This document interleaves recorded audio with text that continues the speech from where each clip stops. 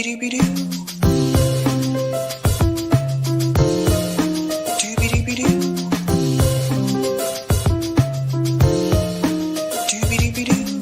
your host, sabrinasalvati.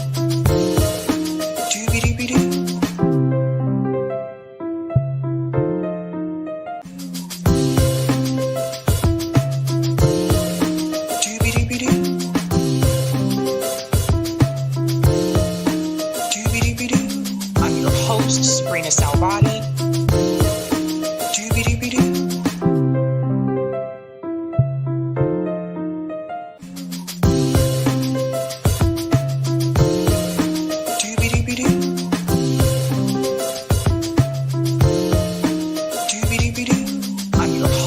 sabrinasalvati.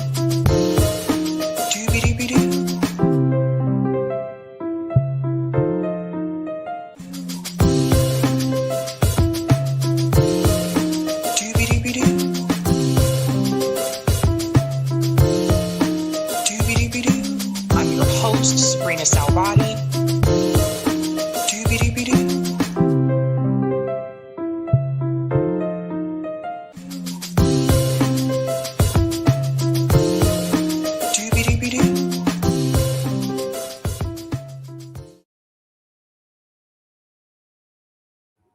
All right. Happy Sunday, ladies and gentlemen, and welcome to Sabby Sabs podcast. I'm your host, Sabrina Salvati.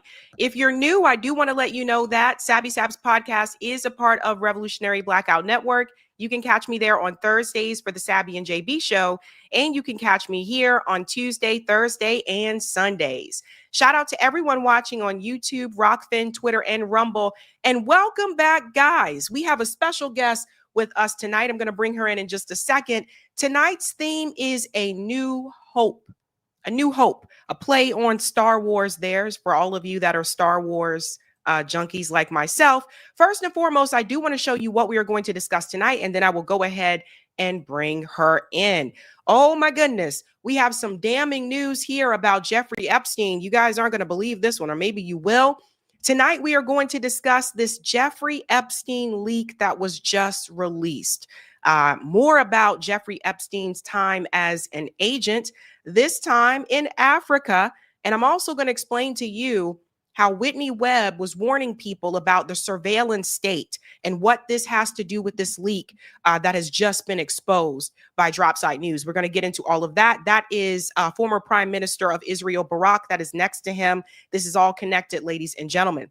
We're also going to discuss Vivek Ramaswamy is having a wake-up call, folks. A wake-up call. Donald Trump has endorsed his candidacy here for governor of Ohio, but it appears that a lot of the MAGA base is not having it, and they don't want Vivek, and I think he is starting to see what many of us have warned about for quite some time. We're also going to discuss Donald Trump has announced a new mortgage rate plan, a 50-year mortgage rate plan. We're going to do some math, and I'm going to show you why this is insane. We'll get into all of that, and I'll tell you who really wins in the end with that plan of his. We're also going to discuss Van Jones roasted. Van Jones is doing it again, being a cheerleader there for Israel, but a lot of people are coming after him. And of course, last but not least, our special guest tonight is Dr. Jill Stein. So let's go ahead and get into it, ladies and gents. So much to discuss. Again, tonight's theme is a new hope. I do want to start out by bringing in our special guest, Dr. Jill Stein. She was the former Green Party presidential candidate. Let's go ahead and bring her in. What's going on, Jill? Hey, good to see you, Sabby. Good to see you too. So nice to have you back. There's a lot of things that have been going on, and I do want to get your perspective about what some are saying is a new hope in New York City. So as you are aware, and everyone else, Zohran Mamdani went on to win the New York City mayor race. He ran against crazy, corrupt Andrew Cuomo and, of course, Curtis Sliwa. And he didn't just win by a little bit. This is a good win percentage for Zohran Mamdani, running against someone like Andrew Cuomo that has that name recognition and is definitely very much establishment. 50.4% to 41.6%. So he won by quite a bit there. And I want to get your take on this, Jill, because this was a mayor race, not a presidential election. There weren't third party candidates running in this particular race. And one of the things I did notice, there were a lot of people, in particular, there were Green Party members in New York City that were very, very excited about Zoran Mandami. And in a situation like this, where there's no third party candidate, and you have a candidate that is running, that is offering a free bus, which is doable, a rent freeze on the rent stabilized apartments, which is also doable, and it's been done in New York City before, offering community owned grocery stores, these types of things that a lot of us would agree with. What do you say to those who are hopeful about someone like Zoran Mandami? I say, it's going to take a big fight to maintain this win. And, Mandami's issues are the same issues that Greens have been fighting for, with few exceptions. But, totally on board with the crushing economic inequality. I think Greens would go farther and say that we need huge investments in social housing, as well as mega taxes on the rich so that we can afford to do that. We need to cut the military budget so that we're putting our tax dollars here at home where we need them, instead of destroying housing and burning children alive and so on in Gaza and beyond. So, his agenda is very much in tune with the Green agenda. All the Greens I know, were voting for him. I'm not sure if they were working for him, but they were certainly voting for him. Now, why weren't there third parties on the ballot? Third parties weren't on the ballot because Governor Cuomo and the Democratic Party basically took all third parties off the ballot in the last election. Governor Cuomo had a poison pill in the last budget that basically raised the signature requirement so high that independent candidates, that is, people-powered candidates, really couldn't get on the ballot. Mandami's win stands on its own, and it's great. He did have the benefit of ranked choice voting, which is something that the Greens have been pushing for, that the Democrats limited to just the primary. They won't allow it in the general because they know it's a good thing, but they don't want people to have free choice in the general election. Ranked choice voting, for those who aren't familiar, basically gets rid of the spoiler mythology, because I can't say it's actually an effect. It's a mythology. The small parties are really the window dressing. The big, the elephant in the room in our elections is the people who don't vote. It's about 1 out of every 3 who don't vote because the major parties have thrown them under the bus, and so many people are tired of being thrown under the bus. They've just checked out. That's the issue in our elections. It's not having people and parties that stand up for what it is that working people are dying for the lack of, for healthcare as a human right, and housing as a human right, and free public higher education, as well as, free transportation and the rest. Ranked choice voting was really pushed by Greens, has been for decades actually, and the Democratic Party finally agreed to allow it, but just in the primary, not altogether. Also, Zoran had the benefit of public funding, and that also is something that Democrats have been struggling to kill across the board.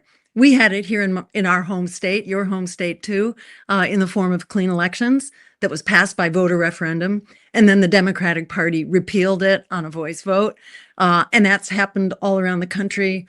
And, we used to have public funding for national, federal elections, for presidency, basically. And that's been basically removed from that public funding account, and there's almost nothing left. So Mamdani had the advantage of voting reforms that have been really pushed by Greens that Democrats have been fighting tooth and nail. The point I'm making here is that this is a great win. It's a win to be celebrated. It's a win for the people of New York, but it's a fragile win. It will require a lot of fighting to maintain it. And we can expect dirty tricks across the board. What was it? I think it was 25 million that deep pockets threw into Cuomo's campaign in the effort to suppress Zoran. And you can be sure the dirt isn't going to stop there. Norman Finkelstein did a really interesting interview, I don't know, with some obscure channel I hadn't really heard of before, but he pointed out that we need to expect that the credit rating for New York City is going to bottom out, and that there will be economic dirty tricks through banks and so on that will be thrown at his administration like curveballs in an effort to basically sow chaos. There's one kind of warning sign here that is not reassuring, and that is that Zoran backed off of his statement that he was going to fire Jessica Tisch as police commissioner because she has basically protected killer cops, has, overseen the crackdown on student free speech and the right to protest, and not just students, it's really all over New York, that the NYPD is on the wrong side of history. They have been for a long time. And she has maintained that, terrible stance. And she's also from a mega billionaire family and a very powerful Zionist family. Is she going to arrest Netanyahu when he sets foot in New York? I don't think so, but Zoran has stated that Netanyahu comes to New York at his peril because New York will respect the International Criminal Court. Well, there's going to be a real monkey wrench in his plans. And further, if there is struggle, for example, if his administration proceeds with rent stabilization and landlords are raising the rent anyhow and they're evicting people, what side is the NYPD going to be on?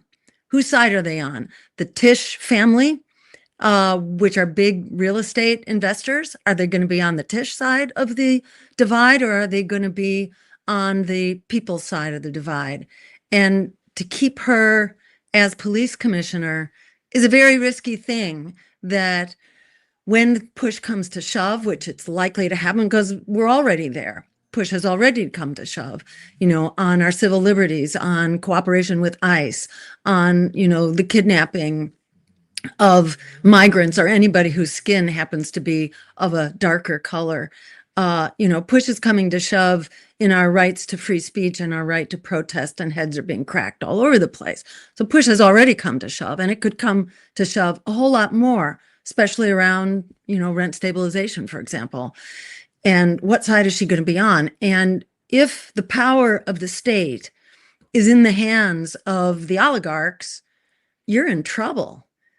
So, Norm Finkelstein was really raising serious concerns about what the implications of that decision are. And, it's just a real red flag that we have some tough times ahead, as Zoran said in his for the most part, wonderful victory speech. He said that addressing Donald Trump, if you're coming for me, you got to come through all of us, or if you're coming for any of us, you got to come through all of us, and that's the way it ought to be. And that's great that he has stood up for that. But for reasons like that, he probably ought to rethink his police commissioner. Yeah, I know some people are waiting to see, like, maybe he could change his mind about that. We don't know. But one of the things I want to point to is that this is someone that ran on BDS. This is someone that said they wouldn't go to Israel. He said, I will be staying in New York to help people in New York, which makes sense. And in reference to BDS, I do want to show you this because they're already freaking out. I don't know if you saw this, Jill, but there has been an agenda that has been put forward by DSA and Mandami's team. It looks like the agenda that he had when he was a state assemblyman about BDS, the plan for BDS in New York City. So I want you to hear what they said about this on MSNBC. They think it's the right message, but then they go back and they say, well, he supports BDS. He won't condemn the language of globalize the intifada. He seemed to play both sides after October 7th in his initial statement. They're deeply worried that you have some animosity for Jewish people and for the state of Israel. How do you respond to that? Look, I think critiques of the state of Israel are critiques of a government, as opposed to critiques of a people and of a faith.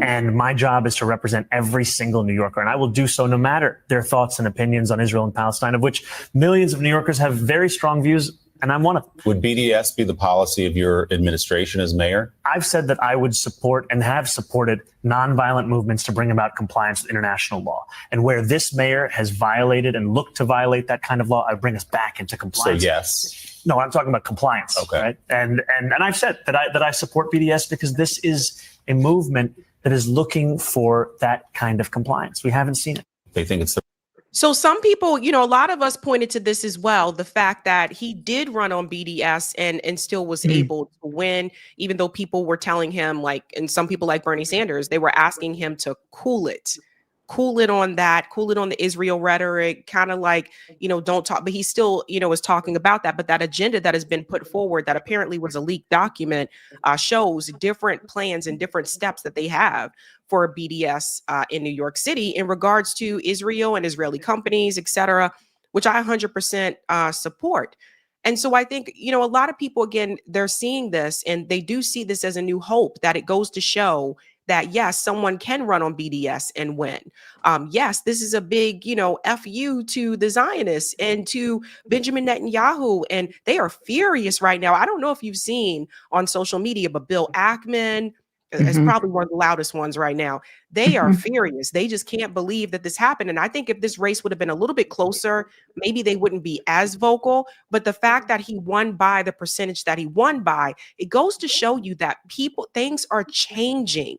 And they said this was a historic turnout in New York City. So a lot of people came out to support him. And I really think this does have them shaken up a little bit. It absolutely does. And, I think this is really great news. Public opinion changed. It changed before this election. What this election showed is that public opinion is unstoppable. And you can't turn it around in an election. And remember, that change in public opinion had everything to do with everyone who's been out there crying murder. Murder and genocide, which is what is going on. The student encampments, the demonstrations, the rallies that have made so painfully clear, the 20,000 children and more who've been murdered, the 69,000 human beings who've been murdered, an additional 20,000 children who are severely disabled for life, as Israel destroys the healthcare of Gaza and then revokes the visas of children who were allowed to come here to have their life-threatening issues addressed. Their visas were, it's hard to imagine greater cruelty and greater sadism than, for example, the settlers who are attacking not only villages, not only homes, but grandmothers alone who are harvesting olives. You probably saw that footage that was filmed by Jasper Nathaniel, I think his name is, an independent reporter who was living in the West Bank and covering the olive harvests, and who captured this because the settlers were coming after him. They were coming after him, but he was locked in his car. So they saw an easier target, a grandmother, maybe 10 feet ahead. Why not? This is, the allies of the most moral army, that Israel claims to have. This is like how moral they are, that they're attacking grandmothers harvesting olives. So, Israel gets the credit for the transformation in public opinion, and the people, humanity who's been shining a bright light on this also gets the credit for changing public opinion, because the truth is being told and has been for quite some time. And shout out to the Palestinian youth movement and Students for Justice in Palestine, who've been taking it on the chin for standing up and telling the truth. And, academics and professors like Norm Finkelstein, for example, who was fired maybe 10, 12 years ago for refusing to be silenced. So that's where the heavy lifting has happened. And, some of us have been saying exactly what Zoran Mandani said in his election. Our campaign said as much in the presidential election. But if you don't have ground troops who can go knocking on doors, enabling you to acquire momentum, then it's very hard to break through. He was able to break through. He had a brilliant organization, wonderful community groups and advocacy groups, a lot of people advocating against Islamophobia and against the genocide were instrumental in his victory. So we all need to hold power's feet to the fire. We all need to hold power accountable and ensure that, that they stay the course. And it's great to hear that their plans are, that the Mamdani administration has plans to basically do as they said, and hopefully they will undertake boycotts and divestment, because we have to do that. The genocide is not going to end itself.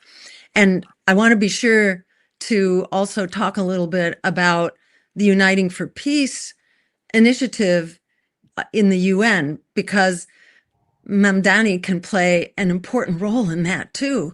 As the mayor of the host city, he can help give that really critical proposal a nudge and remind the UN that it needs to vote in follow-up to their decision a year ago. The UN decided a year ago that it was going to hold Israel accountable for complying with the International Court of Justice ruling, which said occupation is over, the settlements need to be dismantled, that the acts of genocide are over, that the apartheid is over, and Israel needs to comply. The UN gave Israel 1 year and said if Israel had not complied, and of course they haven't, they've doubled down on their evil ways, that the UN would pass rulings to hold Israel accountable and to enforce their compliance. That's what needs to be moved in the UN now, not Trump's proposal for a so-called, basically it's an occupation force, they call it a stabilization force. What would it stabilize? It would stabilize the status quo. It's basically a force to stabilize and to hold down Palestinians and Gazans so that they can't assert their rights. They're being told that this is not about you, this is all about Israel's security. And that's basically what the stabilization force is intended to do. There are a couple versions of that, but they all amount to the same thing. And there are rumors that Trump is about to ram that through the Security Council, which would be just a disaster. And, because the genocide isn't over, the starvation is continuing, the assaults on civilians are continuing, nothing is moving across the border. There is no health care, there is no medicine, there's almost no food. Gaza needs at least 600 trucks a day, and what's crossing is, it might be 100, it might be 200, but there's already a famine. This is not going to solve that famine. It just continues to add to the famine. So it's an absolute disaster. And I want to just remind people that we have the power to pass this, because it doesn't go to the Security Council. This is in the People's House, which is the General Assembly. And they already voted on this a year ago. And you know what the vote was? It wasn't a majority. It wasn't a supermajority. It was a 90% majority supporting the ruling that Israel had to basically get out. They had to end the occupation.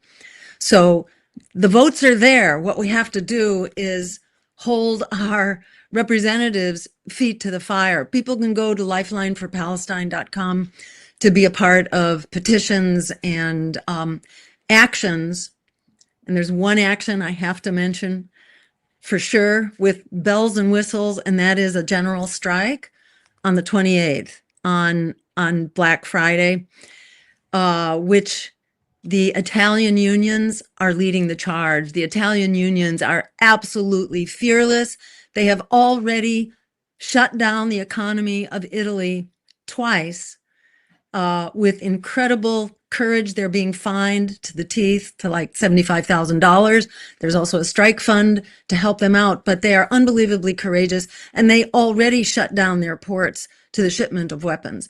Genocide doesn't stop itself. From our experience in the 20th century and on, in modern times, genocide doesn't stop itself.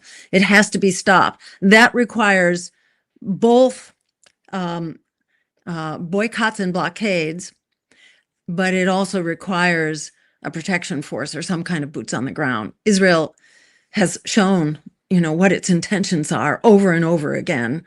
Israel's mode of negotiating a ceasefire is to assassinate the negotiators.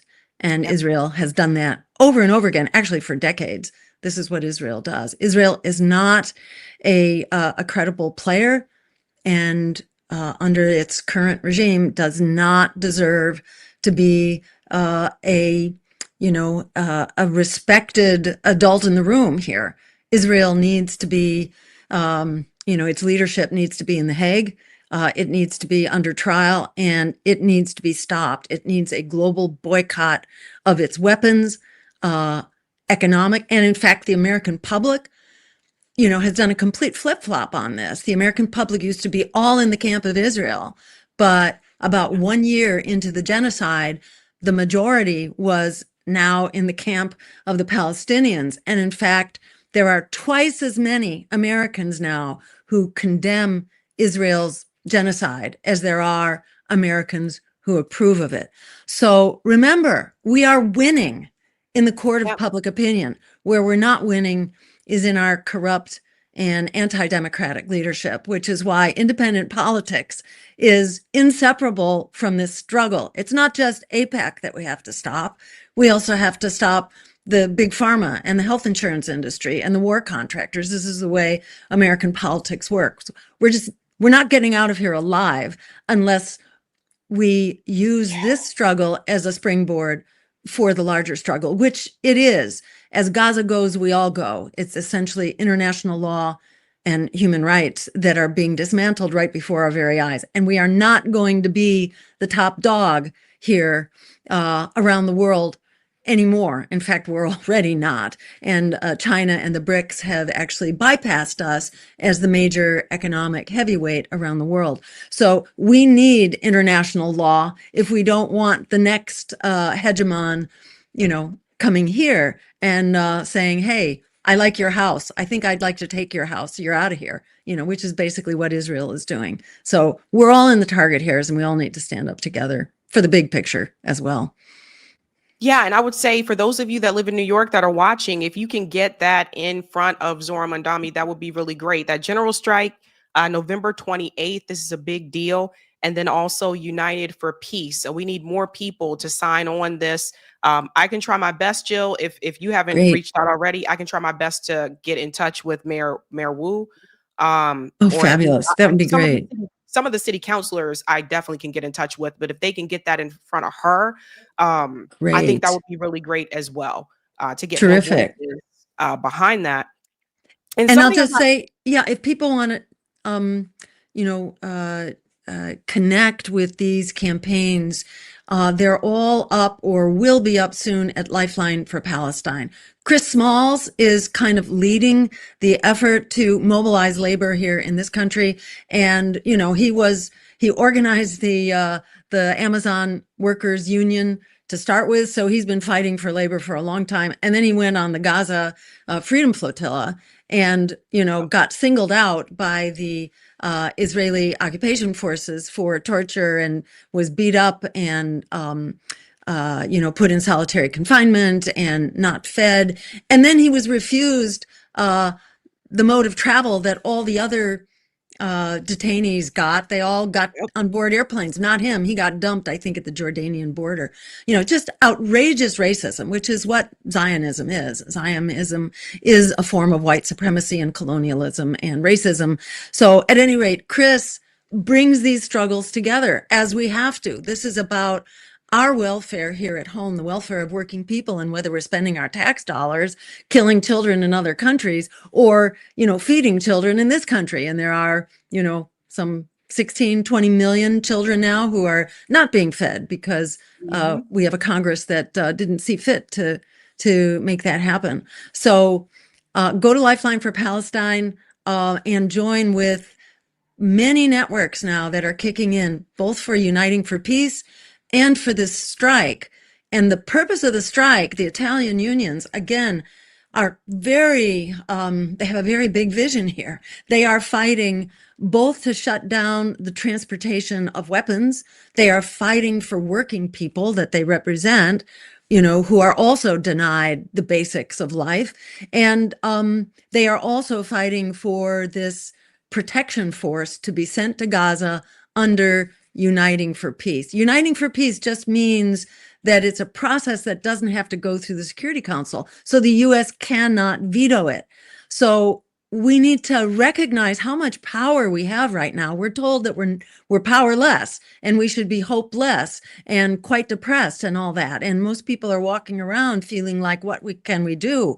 Well, actually, there's a lot we can do. As Alice Walker said, biggest way people give up power is by not knowing we have it to start with. And this is one of the ways that we have power. And we can cut back. I mean, we can stop the genocide, and we can also cut the military budget and put our dollars where they need to be here at home.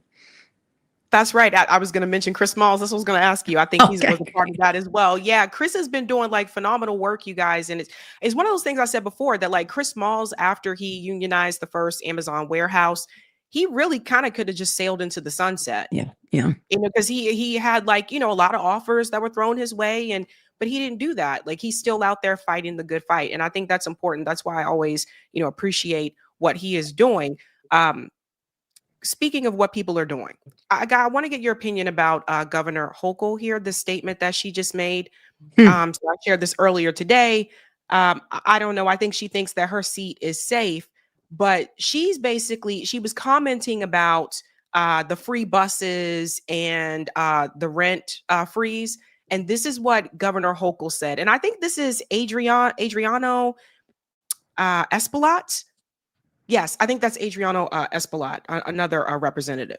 Oh, like I said, I'm from Buffalo. We don't put up with a lot of crap. So I just want to set the stage that, you look at the history of people who've run multi-million-dollar ad campaigns to try and get me to change my position. I don't change my position. So I just want to put it out there. I respect people's opinions. I respect the proper place to convey them. And so I've said to people, I hear you. And that was important. But also, there's a time and place. And so that's all on that. No, I've had conversations on this trip, but many conversations, I'd say over the summer and the fall, that were important, that led to an understanding of what's in the realm of possibility, shared ambitions, but what is doable is the question. And so, no, we're aligned on so many of these issues. I've made it clear where I have strong disagreements with issues that really do not pertain to, the governance of New York City. I've said you need to get a police commissioner that people trust, who has a record of accomplishment to keep the trajectory that we're on right now, which is crime is going down. Crime is going down significantly. We don't say mission accomplished, but that is a great trend. So him agreeing with that assessment, that recommendation to keep Jessica Tisch was an important statement on many fronts. So I'm looking forward to, having our teams keep a lot of conversations with our teams. We said we'd be talking, I'm meeting him very soon to talk about our response if there is a surge of ICE agents and National Guard that do come, perhaps after his inauguration, and how we can be proactive in preventing that from happening. And that's the state I'm in right now, prevent that from happening. So we've had a lot of conversations. So no, I think there's a mutual respect And that's going to, I think, only go deeper. So she's making excuses, as you can tell, Jill, excuses as to, oh, I don't know if we can work on that agenda just yet, right? So the reason why I wanted to play that is because Kathy Hochul right now does have already two people that are running against her. Larry Sharp is running against her. He was on the show recently. He's running as an independent. And then Elise Stefanik, of all people, another Zionist, she is running against Kathy Hochul. I don't think she's going to stand a chance against her, but the reality is other people may come forward. I wanted people to hear this because, as you can hear from her, these are her words. She is the one that can sign off on some of these things that Zoran wants to do, right? Like, this is what I was saying about public transportation. That's something the governor may have to sign off on. So if you guys don't get the free bus, those of you in New York City, you need to look at Kathy Hochul, because she's already telling people, well, oh no, we don't really have the chance to I don't know if we can make that happen, or we're not focused on that, etc. So it's important that you follow that chain. Exactly. And it's also, just putting this in the bigger picture, this is why the Democratic Party is not going to save you. Even if they allow Zoran to remain in office, even if they manage, that he doesn't get deported or whatever, who knows what else they will be doing. But at the end of the day, who else got elected on that day? You had two former intelligence officers working in the military that won the other Democratic races for the race for governor in New Jersey and the race for governor in Virginia. These are centrist, basically conservative Democrats. That's really where the energy of the party is. That's where the money in the party is. The money in the party is not shrinking. It's getting bigger. And, the squad that entered the scene with all sorts of hope and fanfare kind of wound up, like in the case of AOC, working for the genociders and giving them cover and voting for funding for the Iron Dome. So you have to be we have to be on our toes, and we should not raise the white flag of surrender. It will take a big fight. You could hear Hochul there tiptoeing her way and choosing her words very carefully. We don't agree on other things. What is she talking about? She's talking about genocide, basically. We may have different views of genocide, essentially, is what she's saying, because she doesn't want to piss off her donors, and aware that she's going to be running against Elise Stefanik. I don't know where Larry, whatever his name is, where he stands. Yeah, I don't know where he stands on this, but she's trying to hold her donors close. And that's the way the Democratic Party works. They're very mealy-mouthed because they want to create the illusion that they support where people are, like for healthcare, for Medicare for all, for rent control or rent stabilization or public housing, but they won't come out and say it. She didn't say anything substantive, except that maybe we'll try to prevent ICE agents from coming here. That's a nice, that's not a financial, well, it is financial, because there are definitely investments in the prisons that ICE is filling up. So there is an industry pushing this, but they're probably not her biggest donors. So she's, she can afford to mention some, social justice issues, but she's not going to touch anything that's economic. And, that's as good as it's going to get. It's not only her, but it's also the legislature that the residents of New York are fighting. I think Hochul can veto legislation. She'll have to sign it, but I think the legislation and the budgeting has to go through the legislature too. So it's a very uphill battle, and people need to be fighting it for the long haul, and need to have a big vision of what this is about and recognize that this is a very important victory. But don't think that the Democratic Party is your friend here. We continue to need independent politics more than ever, in my view, because we're not moving forward. We're moving backwards with the occasional victory, which can be important and energizing, but the system is not in our favor. It's more, money and power are more concentrated in fewer hands than ever. Billionaires are richer than ever, and they have more power to control the party than ever. So don't make the mistake of thinking, we can put down our arms now and surrender, and that progressive Democrats are going to take care of us. They're not. Don't go back to brunch. I keep telling people don't go back to brunch because people get comfortable. Like I can see it already happening now where people are like, woohoo, okay, now I could just, go back to what I was doing before. Like, no, like people have to understand. And I read about this, like they knocked on over in order for him to get that win.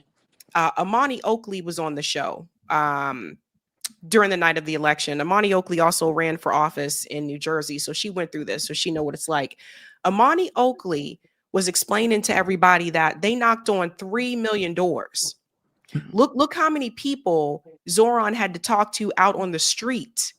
He was the one doing the man on the street videos. And then I think Cuomo tried to do that at some point. It was just awkward and weird. But look at what he had to do to pull out that win.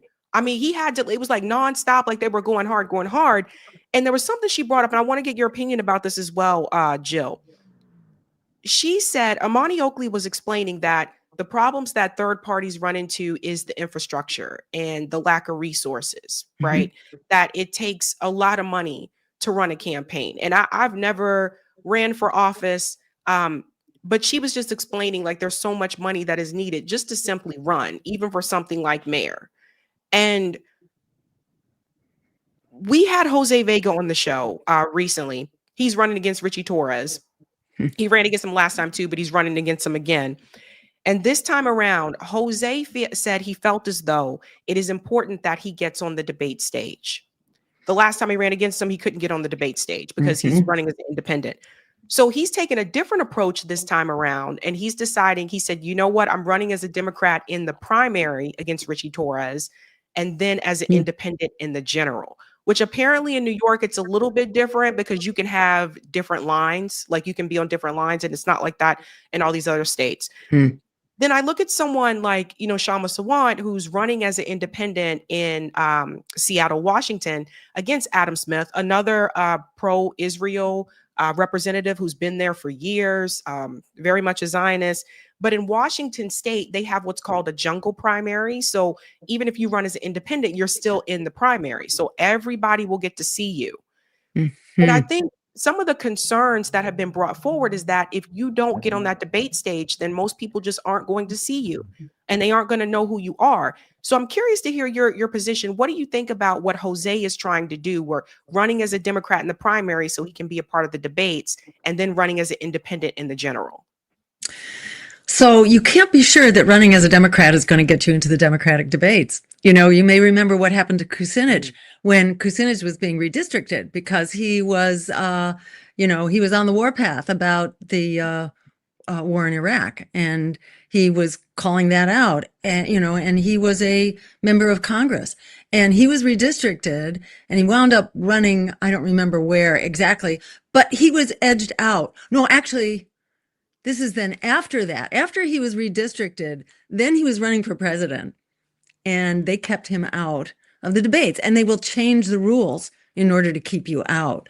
So, I don't want to say that there's like just one blanket thing because things are so different from state to state. That's part of how they keep you kind of uninformed, and because you just can't follow this stuff, and they're constantly changing the rules too. But at the end of the day, in my experience, you can't hide from the fight. You have to stand up and have the fight. And, I'm drawn to the way Shama is doing this, which is to, declare your independence and fight for it. There are all kinds of questions about strategy, because if you're running for lower office, you don't have to get in the debate stage. You can door knock, and, you can even get elected to Congress door knocking. In some races, and you don't have to be in the debates. And if you've started at a state level, like for a state rep or something, you can use just shoe leather and sweat and, just kind of community events. And you don't need so much money, you don't need so much infrastructure, and then you build your way up. Ultimately, that's what we have to do. I got, tricked into running for higher office for good reason, which is that you want to also cast a wider net and get the agenda out there that can inspire lots of other people and help energize the fight. We were in the last race for president because otherwise there would not be a ballot-based campaign that everyone would have on their ballots that would be anti-genocide, pro-worker, climate emergency. We were able to throw that into the national dialogue, not as much as if we had gotten into debates, obviously, or had mainstream coverage, but there is a point to running, even if you're not going to win, or say, even if it's not likely you're going to win, you can really help promote an agenda. And we really made genocide an issue that could not be ducked in that election. And, it's Kamala Harris's responsibility that she chose not to, to support a weapons boycott or something on that order. She knew very well what the consequences of her policy were and still chose not to do it. And it speaks volumes because neither Democrats nor Republicans will stand up against the genocide. So, I really respect what Jose Vega is doing. It's great that he's forcing or enabling people to have a choice. I don't know enough about the particulars in New York, but I'd say the particulars are changing all the time. And you just have to be willing to build. And you can't expect to get there in the course of one election, because in the course of one election, you only begin to build a team, you only begin to build networks, and to basically build a party. I do think, the reason to build a party rather than just being independent is because unless you are building a structure that has some endurance to it, then, it's just a one person effort, and that doesn't get you anywhere. You have to be able to build many people for a common agenda over many elections and many years, and then ideally over a lot of geography too, so that you have a lot of, whatever that third party is, you want to have a lot of candidates that are running at the local level and building up. But do you think, because I'm looking back on it, being an unknown, do you think that Zoran, if he would have ran as a Green, or if he would have ran as an independent from the get-go, do you think he would have won? Because I don't think he would have gotten as much attention. So, he was running as someone who was already a state rep. Mhm. And so, he had some legitimacy on that basis. And now, I think the terrain is really shifting. Put it this way, if you are a member of an independent party, they will really double down on you and silence you and censor you and keep you out of coverage. So yeah, you do get all the slings and arrows if you are actually part of an organization that is fighting Wall Street, more so than if you're an independent. But even that is kind of shifting terrain now, and people are very friendly to independents. So, personally, I feel like we don't have much time, is my point of view here, having been engaged in this struggle really since the Vietnam War, but especially since, becoming a healthcare provider and seeing how sick we are and how people's health is really going down the tubes fast, and people can't afford healthcare and pharmaceuticals and all that, and just seeing how intense and urgent these struggles are, how much bigger they are becoming by the year. Not only that our health is going down the tubes and the, epidemics of chronic disease and all that, but that we can't get healthy food anymore, and that, we're not even regulating chemical exposures anymore either, with, the devastation that's happening to our regulatory agencies. And the Democrats don't stand up and fight back. So they've delivered Donald Trump. And, I think it's like 63% of Americans who say they don't trust Republicans, but it's 68% who don't trust Democrats. Why is that? It's because of the record of Barack Obama and Joe Biden and Bill Clinton, cutting welfare as we know it, cutting the social support networks, establishing the incarceration, mass incarceration state, the Wall Street bailouts, the mass foreclosures, NAFTA and the deporting of our jobs. So, people really know what the Democrats' record is. It's failure to stand up for a $15 minimum wage. So the Democrats, it's not like the Republicans are better, but Democrats have gotten better known for really throwing working people under the bus. So, they can't win because they won't stand up and defy their billionaire donors. So I don't see us moving forward or defeating the Republicans through the sold out billionaire funded Democrats. And the Democrats are too addicted to the money to actually stand up and do the right thing. So, and besides, the numbers of independents is growing all the time and it's bigger and bigger. So, I throw my hat into that court because while you may not win this race, if we're going to get out of here alive, we need to separate our politics from the stranglehold of billionaires and oligarchy. And while you may win a race here and there, look at the trend. The trend is not good. The trend is very bad, that money gets more concentrated and the policies of both parties become more fascistic, more oligarchic, over the years. So I'm pretty convinced, having been an observer of this stuff since the I'd say 60s really, and 70s especially. So, I think we have a fight. We've got to go through that fight, but there are just some really amazing developments right now, especially around, this moral clarity that the genocide has brought to so many people, young people in particular, who are really standing up to say, we've got to stop this genocide. We can do it. They've won in the court of public opinion, and they're not selling out, so on we go. All right, Jill Stein, thank you so much. And I don't know if you're around this weekend or not, Jill, but if you are, I'm having a screening for my documentary this Saturday. I can send you the info if you're around. Yeah, and I will try to get there. I have another commitment for the California Green Party convention on that day, but if I can juggle times, I'll see if I can do it, because I'd love to be there. And congratulations on the screening of your documentary. Thank you so much, Jill. Thank you so much for your time. Thank you. And people can go to lifelineforpalestine.com to follow up on the strike on the 28th. Save the date. Don't buy anything on the 28th. Save your dollars. You can give your dollars to feed people in Palestine or in Sudan, for that matter. You can do better things with your dollars than participate in the military economy.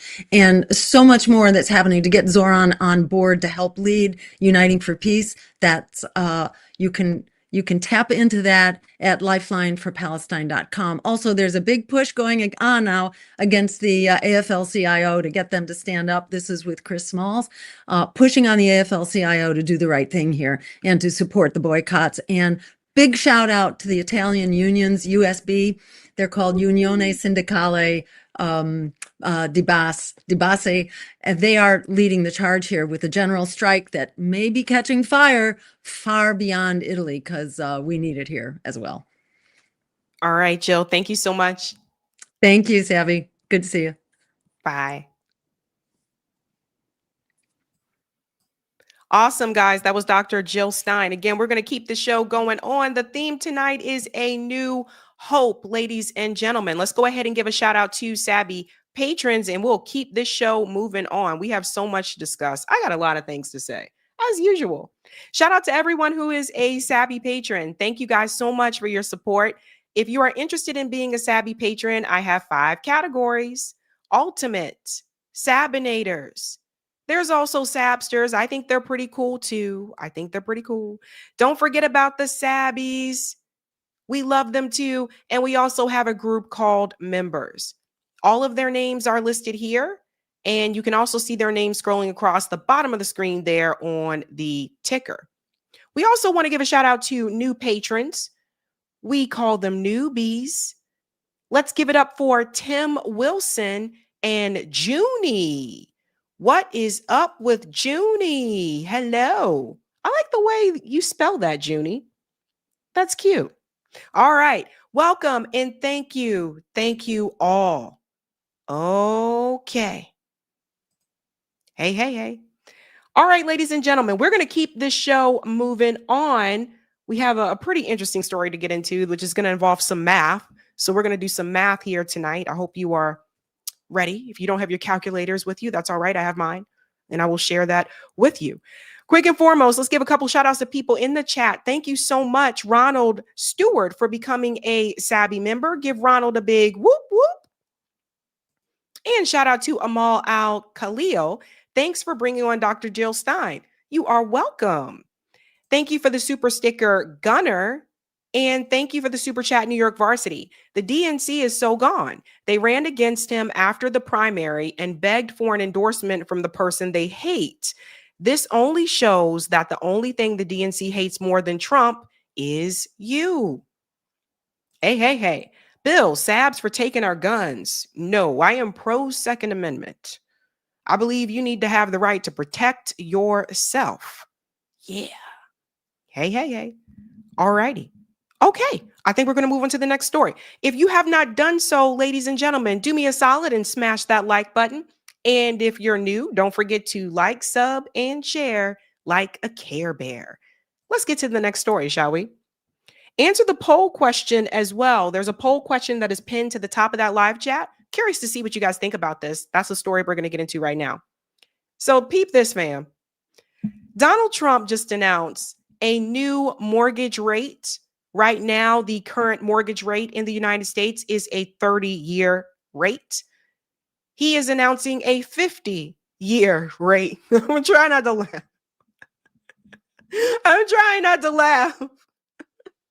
I love you guys. I'm just oh my God. Hold on to your horses. Let's go ahead and bring it in here. You guys will see. Okay. So this account here, Eric Daughtry, he's always sharing like, Trump's doing this, it's great. Trump's doing that, it's great. But he doesn't give you the details. So I'm going to break down the details for you to show you what this would actually look like if you had a 50-year mortgage. He says, breaking. President Trump appears to announce his intention to normalize 50-year mortgages to make it easier for young people to buy a home via lower monthly payments. He cites FDR as when the 30-year mortgage started to spread nationwide. So yeah, your monthly payments would be lower, but he doesn't get into the details to show you what else is going to increase for you, but I'm going to break that down for you. So Donald Trump shared this apparently on Truth Social. He said, great American presidents, Lord Jesus. 30-year mortgage, Roosevelt. 50-year mortgage, President Trump. And if you want to laugh, you guys can just go ahead and start laughing now because it's going to get funnier as we go along. But it's hilarious to me because first thing I said to myself is that do people not realize that means you're going to be paying for 50 years and not 30 years? What this means, ladies and gentlemen, is that the bank is going to own your home for 50 years instead of 30 years. Now, before we get into the math of it all, let's go ahead and take a look at the average age of a first-time home buyer. This number has changed over the years. Shout out to Realtor.com, doing the damn thing. The typical first-time home buyer is now 40 years old, a record high. This was reported November 4th, 2025. 40, first home, 40. Times have changed, right? Times have definitely changed.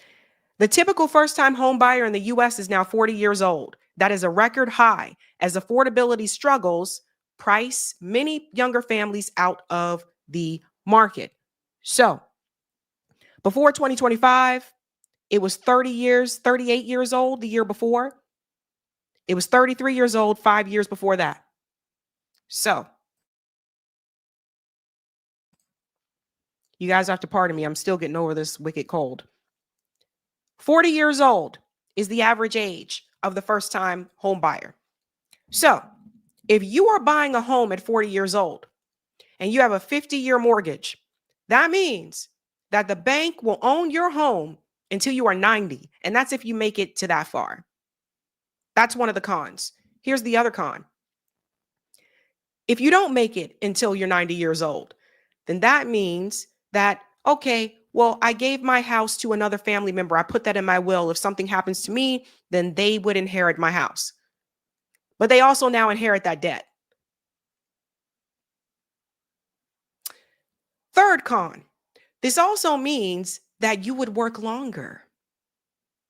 See, the idea of home ownership, at least back in the day, the idea is that the way it used to be, at least for my parents and grandparents, is that if you buy a home, ideally in your 20s or your 30s, and you have that 30-year mortgage, that means that your home will be paid off by the time you're ready to retire. But with a 50-year mortgage and the average age of a first-time home buyer is 40, that means by the time you're ready to retire, your home is not going to be paid off, which means you are less likely to retire. This also reminds me of this push that has been coming from people like Ben Shapiro, this push that has been coming from people like Ben Shapiro to extend the retirement age. They want people to work longer. They want you to, keep working when you're like 80 years old. But what do the experts say? Let's start with Housing Wire. Let's start with these little guys first. They're pretty cool. Housing Wire. Trump proposes a 50-year mortgage to help affordability. So I want to show you, we'll make this bigger for you guys so you can see it. There we go. Let's look at some of the cons here. Here's a big one I think that a lot of people just may not be aware of. A longer fixed mortgage and amortization on mortgage loans would lower monthly payments. So that's a good thing, right? But wait. Using Fannie Mae's mortgage loan calculator with a 20% down payment and a mortgage rate of 6.5-ish%, the breakdown below shows payments at different home prices and mortgage terms. This is just for principal and interest and doesn't include property taxes or insurance. So keep that in mind. So if it was a $300,000 home, 30-year fix, you're looking at about $1,500 a month. 40-year fix, $1,400 a month. 50-year fix, $1,300 a month. So some people are just looking at this and they're not looking at the full picture. So let's show you something else that is going to happen. While the longer mortgage term does reduce the monthly payment, it also reduces the amount of equity homeowners build. And at some point, the savings are minimal, as you see between the 40 and 50-year terms above. And you'll see that if we just hop back up here. See, it's really not that much of a difference between a 40-year mortgage, $1,891, 50-year, $1,822. Is really not that much of a difference. But the reality is, this does reduce the amount of equity in the home. Now, there is also a legal obstacle with the 50-year mortgage. After the great financial crisis, Congress passed the Dodd-Frank Wall Street Consumer Protection Act, which made mortgage underwriting stricter. The QM rule is part of that legislation and does not currently allow a 40 or 50-year mortgage. So that would have to be changed for this proposal to get widespread adoption. Let's look at another source. We're going to go to someone that talks about money a lot, and that is Dave Ramsey. Now, I don't agree with some of the things that Dave Ramsey says, some of the advice that he gives. I'm just kind of like, what the hell? Right? But I just want to show you different sources. So let's see what Dave Ramsey says. What is a 50-year mortgage? Dun, dun, dun, dun, dun, dun, dun, dun. A 50-year mortgage is a housing loan with a fixed interest rate and lower monthly payments than you repay over 50 years. That's 600 months. Again, people, that is 600 months. It's the monster of mortgages, the Moby Dick of loans, and the mortgage that guarantees you'll be in debt for the rest of your adult life. So we'll get into this a little bit more. Why would anyone choose a 50-year mortgage? There is no good reason to put yourself into debt for that much time, but people do it, and they usually do it for one of these three reasons. You want lower monthly payments. You can buy a bigger house, but it's more that you can actually afford, or you can start building equity and refinance later.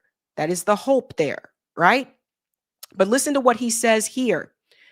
He says some people want to buy a house, but they aren't in good enough financial shape to qualify for the conventional loan. So they sign up for a 40-year mortgage, 50-year mortgage, and hope their circumstances will change. Maybe they think they'll get a promotion or refinance the home later, or they'll build equity and sell the house when the market is hotter. They plan to make small payments now, then one large payment later. Folks, this is broke people's logic. If you can't afford to buy a house now, you should rent, period. It's not a waste of money. It's a chance for you to pay off your debt, save for a strong down payment, and get financially ready for a better mortgage. So these are the warnings. That's another expert. Dave Ramsey, again, talks so much about money. And here's another one. And that is the amortization calculator. So we are going to do some math, ladies and gents, and I just want to show you what this actually is going to look at. Okay, I did not input these numbers here at all. This is just how this website shows up. As you can see, the interest rate over here towards the left is already at 6%. I didn't enter that. That is the standard as of right now. So let's be realistic. In my area, they don't have houses here under $500,000. So we are going to start with $500,000. I'm in Massachusetts, people. And we're going to show you both. On this site, we are going to do the 30-year first. And then I have another tab here where we're going to do 50-year, and we're going to compare. Let me make it a little bit bigger for you guys. Okay, great. Calculate. If you have a loan amount for a home for $500,000, 30 years, you are looking at a total of 360 monthly payments. That's a little over $1 million. The total interest is over $579,000. Walk with me here. Say it with me. 360 monthly payments. The total interest is $579,000. They even have a graph here to show you what that looks like. The red line is the payment. Whee! The green line is the interest. Boop! And the blue line is the balance, right? And as you scroll down here, they even have the schedule to show you what that would look like. Again, remember, this doesn't include insurance. So they'll show you over time, if you had a monthly schedule, this is what it would look like. Your principal would be this amount, the next month, this amount, and you can see it decreasing over time. This is the 30-year schedule. Let's go to 50 years. Again, we're getting the same loan amounts of $500,000, and we are going to change that loan to a 50-year loan, and we still have that interest rate of 6%. Let's calculate. Make it a little bit bigger for the people in the back. Let's look at this now. You now have a total of 600 monthly payments. This is 1.5 million, a little over 1.5 million overall. Your total interest is now over $1 million. 50-year loan. Let's look at that graph again, shall we? We have the red line here, which is your payment. Doop. And we have the green line for your interest. Boop. And the blue line for the balance. Boop. So this is what Donald Trump is not telling you. This is what all the people who are online bragging about this and saying, hell to the yeah, Donald Trump is doing the damn thing. Look at him looking out for the working class people. Ladies and gentlemen, the 50-year loan is a horrible idea. Not just because of the reasons I told you earlier about your bank. That bank is basically owning that home for 50 years instead of 30. Two, the fact that the average age of the first-time home buyer today is 40. And three, you lose the amount of equity in the home. Guys, this is the same calculator that I used when I was buying a home. I sat down in front of this calculator with the realtor and the finance dude, and we went through all of this. So I'm telling you from experience, as someone who did it. And I'm here to tell you, this is an insane idea. If you want to take out a 50-year loan, that is insane. So let's make that comparison again. 1.5 million for a total of 600 monthly payments. Over 1 million interest for the 50-year loan. Let's go back to the 30 years. We're comparing. For the 30-year loan, you have 360 monthly payments. For the 50-year loan, you have 600 monthly payments. So you have more payments with the 50-year loan, obviously. For the 30-year loan, your interest is a little over $579,000.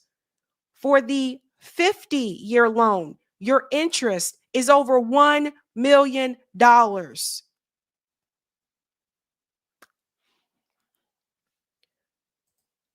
Long story short, this is a win for the banks that is disguised as fake populism for the people. The longer the bank owns your home, the more money the bank makes. So if you're paying more in interest, that is a win for the banks. Yeah, your mortgage payment monthly may be a couple $100 cheaper, let's say $200, or to be even more fair, let's say $300. But overall, in the end, you are paying more. Now, what I just showed you, a lot of people, they may not have time to sit down and do this. Maybe they never saw this calculator before. But if you went through the home buying process, at some point, you probably used this. So all the people who are cheerleading this on, don't cheer for this. It is fake populism. And he is trying to get you to believe that he's doing something for the little people when he's actually doing something that's going to benefit the banks. It is very rare that you see these politicians go forward and pass legislation or implement some type of policy that doesn't have corporate interests attached to it. So I got excited when I found out that we were going to be playing with numbers today. I was like, oh yeah, we're going to do some math. We're going to do some math. I want to show you another example as well. This gentleman, just to show you another example of what it would look like, he did this so beautifully. 50-year mortgages. That's like a real thing that they're going to launch here very, very soon. Trump just announced it, and I want to break down a 30-year mortgage for you and a 50-year mortgage for you because both of them have very high interest on the amount you pay. And would you even save any money with a 50-year mortgage, or is it just significantly worse? I'm going to break it down for you. All right, I got them both right here. I'm going to do a 6% rate. You guys can argue about rates in the comments. 6% just to make it even across the board. 30-year mortgage. Price, $500,000. Down payment, about 20% down, right? $100,000. Mortgage, the amount you're actually financing is $400,000. Payment, $2,400 a month. That does not include taxes and insurance. That's going to vary by state, okay? Interest, you're going to pay $463,000 in interest over a 30-year loan. I think most people don't know that, but maybe a lot do. Total cost, $963,000. You take the actual initial price plus the amount of interest that you paid. That's not including taxes and insurance. $963,000. Is the 50-year worth doing? Okay, I got them side by side right here. $500,000 price, $100,000 down, $400,000 mortgage, $2,100 payment. $2,400 to $21,000. You're saving $300 a month. But how much in interest do you pay? $863,000 versus $463,000, meaning the total cost for this home, if you take $863 plus $500,000, is $1.36 million. The 30-year and 50-year mortgage, the American dream. So let me tell you something, honey buns. Okay. Let me explain something to you. I just thought it was very interesting that Trump is trying to put forward these quote unquote disguised affordability economic policies. Now, it was right after Zohran Mamdani won that race. And a number of people, including Vivek Ramaswamy, came forward and said, we got to focus on affordability. We got to do something for the people. So what Donald Trump is actually doing is, okay, let me start implementing some type of policy that's going to help the working class people. But it's not really helping the working class people. It's helping the banks. And since a lot of people just don't have time to look at the devil in the details, people believe it.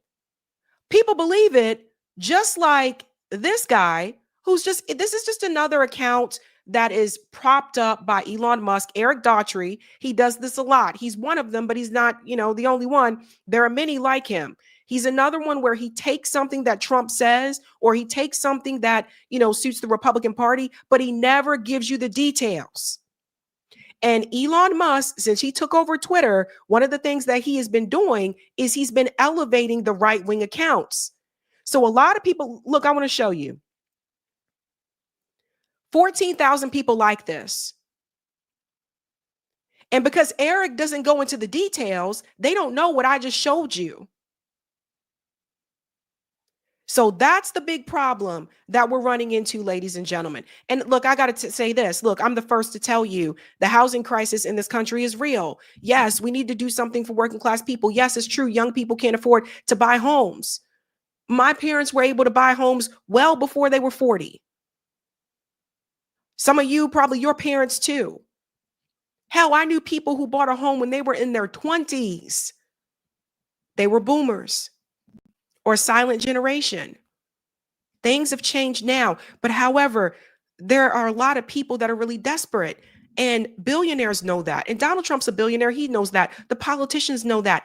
And because they know there's so many people that's desperate, we have to be very careful that we do not allow our desperation to be tricked by fake populism, because that shit ain't real.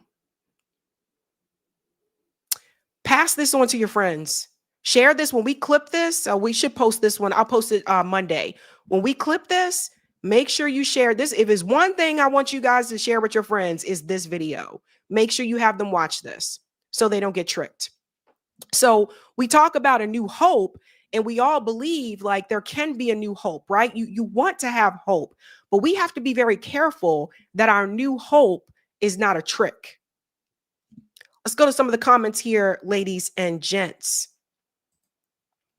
Hey, shout out to Stephen Luz, who just became a Sabby member. Give Stephen a big whoop, whoop. Stephen in the house. Thank you, Calvin.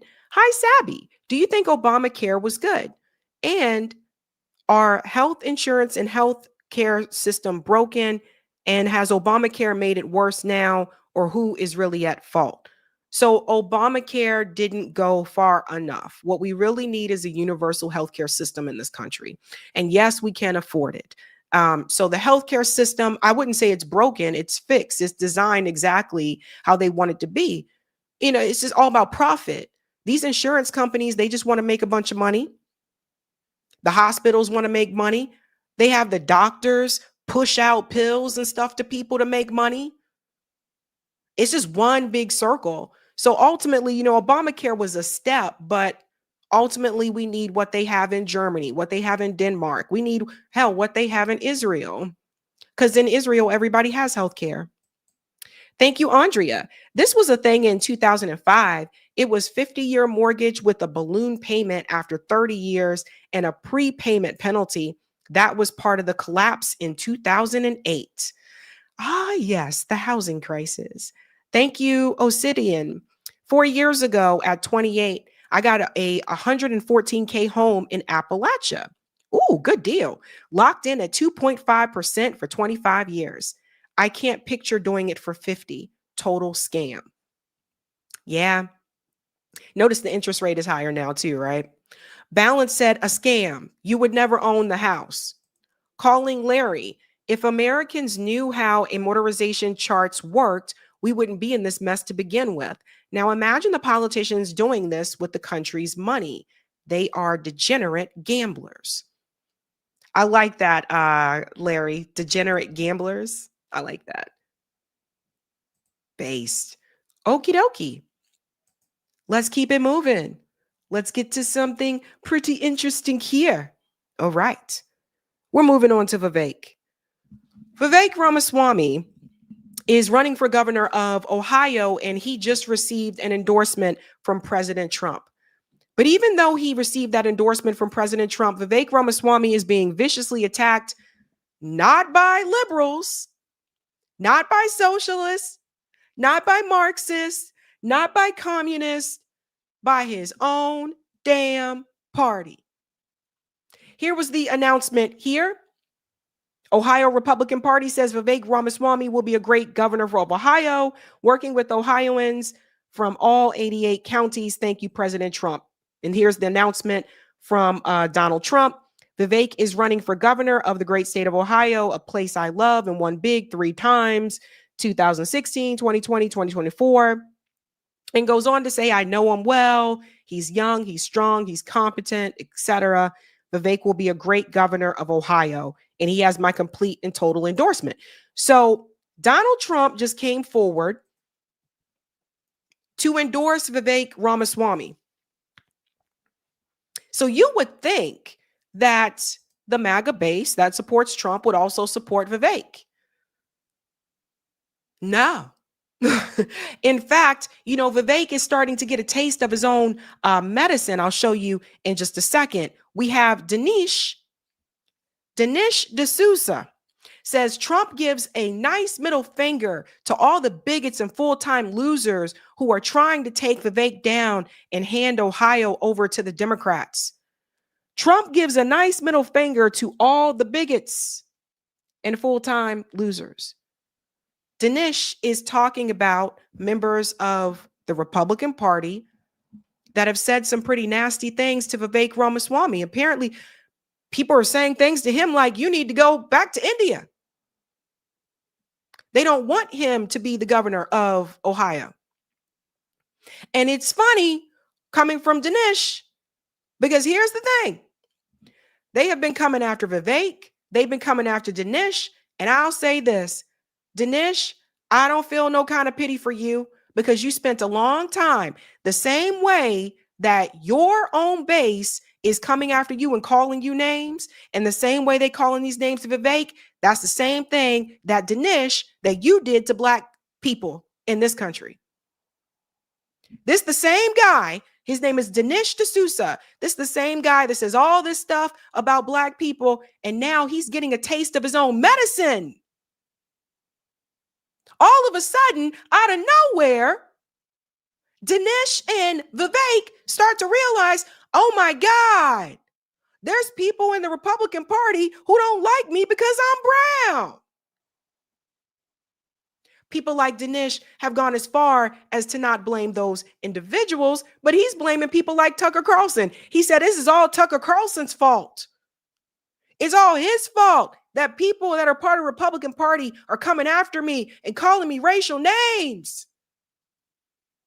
As if those things didn't happen prior to Tucker Carlson interviewing Nick Fuentes. As if all for the past years, you trying to pretend here and sit back and act like you didn't have full ass blown KKK members as a part of your party, who you defended. But now they're pointing the finger at you. You will see further here. Vivek went on to say, thank you, President Trump. Let's make Ohio greater than ever. He is very happy about that endorsement. However, look at what people got to say to Vivek. This is their response. Here's a comment here. Can you go do it in India? These aren't the Democrats. This is his own party, honey. Loogie says, but Ann Coulter told Vivek that to his face in that interview. Yes, she did. You can see here. Here's another one.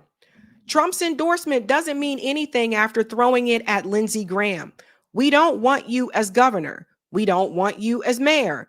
We don't want you or Dinesh here anymore. Him and Dinesh. Let's go to part 2, Corey, if we can. Now, part of me said, Sabby, don't laugh about this. That's not nice. But part of me just couldn't help it, because here's the thing, okay? Vivek Ramaswamy ran a presidential campaign in the GOP primary solely wrapped up in identity politics. Every time I saw this guy in an interview, whether it was with the Breakfast Club or Fox News or wherever, he was always finding a way to bring us up. You know what I mean? Like, he was always finding a way to, like, well, we do this like they did for black people, and like black people and black people. That was his campaign. He was the one that was talking about identity nonstop. He was the one saying there are only 2 genders. That was his campaign. Because Vivek Ramaswamy decided that it would be easier to go along with white supremacy. He'd rather, slide in over that way and sit over there with them instead of trying to slide in over to the other groups of people of color and work together with them. He wanted to throw black people under the bus. Now people from his own same party throwing him under the bus. Can't look at us. And now the same person who ran a campaign on identity is now saying, talk about affordability. Listen to this. President Trump has done his part, secure the border. He's done his part in securing international peace. But now it's up to state and local leaders as well to focus on domestic economics. Because as bad as his solutions are, Mamdani's solutions are, he was still pointing to a problem that's affecting a lot of Americans. That's the problem of affordability. And the irony is we in the Republican Party have the right answers. Increase the supply of housing, of energy, of electricity. President Trump has done his part, secure the border. He's done. Now, all of a sudden, Vivek Ramaswamy wants to get out there and he wants to tell the peeps, we got to talk about economics, God damn it. You think? It is hilarious to me. Nobody should trust this guy. He's fake. You see, because now that Zora Mandami won and he's Muslim, Vivek looks at this and goes, oh man, we lost bad. Maybe we should focus on affordability. Let's not talk about identity politics after he spent a whole year running around the country talking about identity politics. You knew affordability was a problem then. No, but you was trying to cater to a certain demographic. You were trying to cater to a certain base. You were trying to cater to a certain crowd. And now that same base don't want you. They let you know exactly how they think about you, Vivek, the snake. He goes on to say, bring down cost in identity politics. Let's see the responses to that. Here's one. I'd rather be poor in a white country than rich in a brown country. Here's another one. All to Vivek. He wants to import more Indians. Here's another one. In foreigners in America. In Vivek Ramaswamy in America.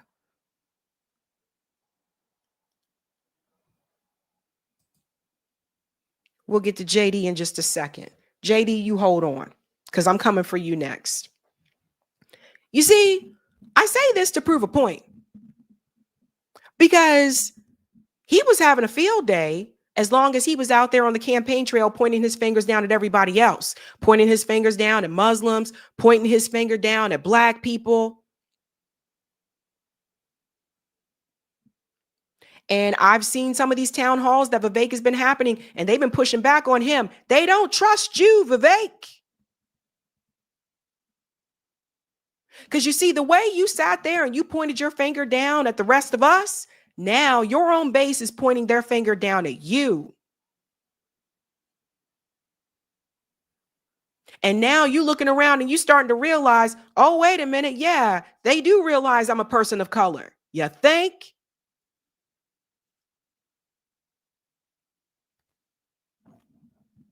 There's more comments. You guys can check them out on your own. It's pretty bad. But Vivek Ramaswamy is acting like all of a sudden he just, oh my God. Him and Dinesh, oh my gosh, why are they responding this way to me? Why are they being? Now, are there racist liberals? Absolutely. Racist liberals do this in a different way. There'll be some of the ones that'll sit up there and say, oh yeah, I absolutely support this and I support that. I voted for Obama twice. I have a Black Lives Matter sign in my yard. But as soon as a Black family starts to move into their neighborhood, oh my God, I hope it's just them. You hear me? I hope that they're the only family. Like, I don't want to be racist or anything. Like, you know me, I'm all for solidarity. And I know that Black people have been through a lot. But, I just hope that more Black families don't come in. Again, I'm not trying to be racist or anything. It's just that, our property value is going to go down, So you have it on both sides. But the shockingness here that they just realized this is an issue in the Republican Party is hilarious to me. And that brings me to J.D. Vance. J.D. Vance walking around here acting like he don't have a wife that's Indian, that he don't have biracial kids, and all the things that people say about his wife. And I get it, you ain't going to be able to address everything. But J.D. Vance is really walking around acting like people don't realize that his wife is not white, and that some of the people that are also a part of the party don't have a problem with his wife not being white.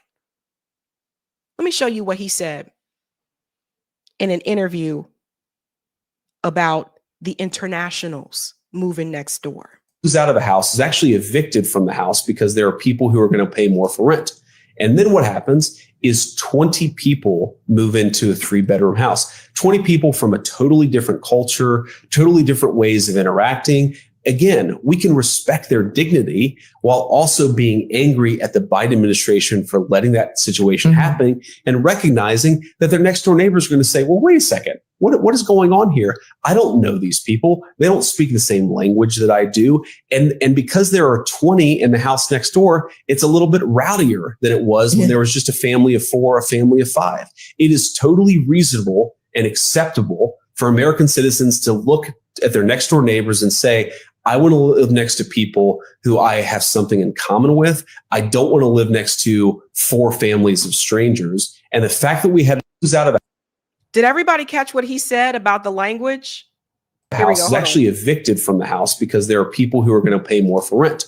And then what happens is 20 people move into a 3-bedroom house, 20 people from a totally different culture, totally different ways of interacting. Again, we can respect their dignity while also being angry at the Biden administration for letting that situation happen and recognizing that their next door neighbors are going to say, well, wait a second, what is going on here? I don't know these people. They don't speak the same language that I do. And because there are 20 in the house.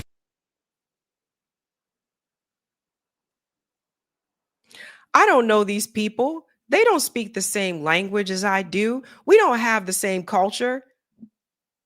Dude is seriously acting like, and I'll show you the picture here. Dude all out here in these streets acting like he don't have a wife from India. You know what I'm saying? All out here in these streets pretending like, what are you talking about? This is insane. That's his wife. But he trying to pander to a certain group. That's a part of his base. Now, not everybody that's Republican is racist. No. but he trying to make sure he get in with that part of the crowd too. So you were willing to just pretend like your wife don't deal with some of these things? You know what? I would like to be a fly on that wall. I would like to be a fly on the wall. Dinner time, conversation between JD Vance and his wife. No, maybe after the kids gone to bed. If I was a fly on that wall, I just wonder the conversations that happen. I wonder what she really say. I wonder how it really goes down. Because there's no way, I don't know, no female friends of mine would put up with that. None of them. The disrespect.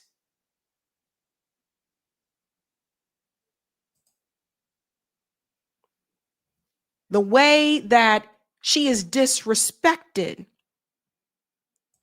The way that Jennifer put it, Jennifer Welch, spot on. He is married to a woman of Indian descent. Yes. He has mixed race children. Does. So to all of the MAGA voters out there, if this man will not defend his wife and will not defend his kids, do you think he gives a crap about you or anything to do with you? He is married to a woman of Indian descent. Yes. That's a good point that she brings up there. That's what I'm trying to tell people. Look at the way he treat her. It's just like, I just, people like, dude is out here in these streets pretending like he is not married to someone who is not white. So what you are starting to see, ladies and gentlemen, and this is really interesting considering Donald Trump did better this time around with Latino voters, with Black voters.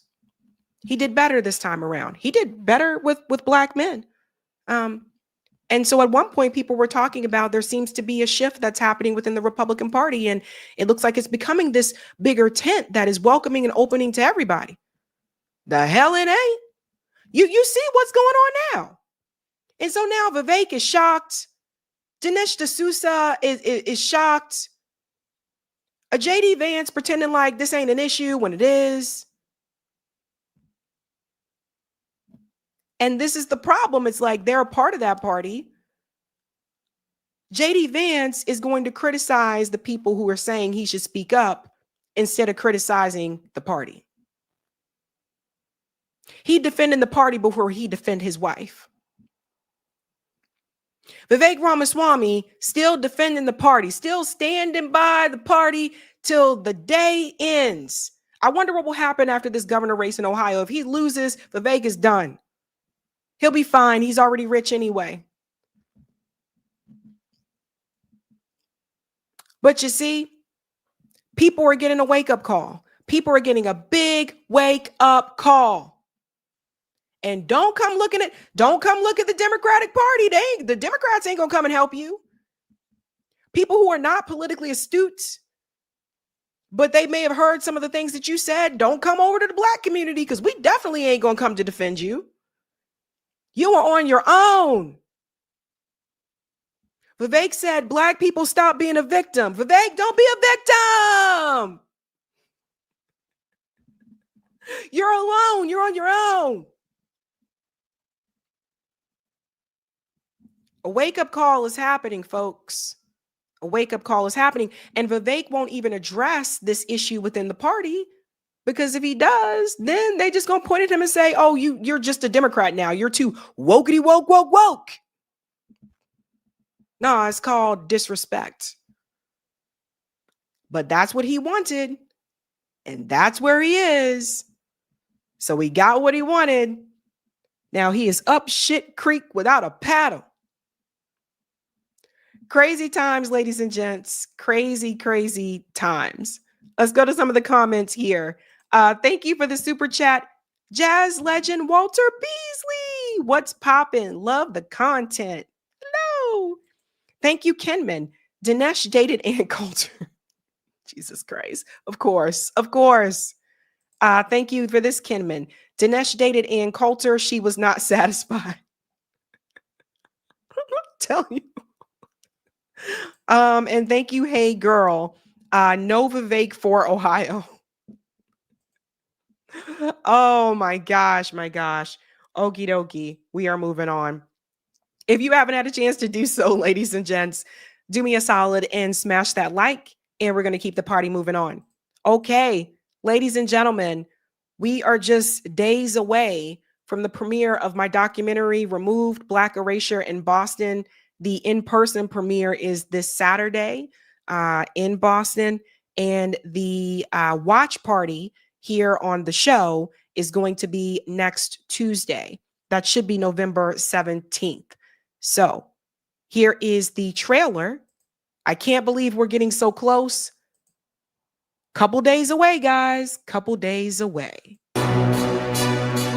Yes, Boston is home to winning sports teams and elite universities.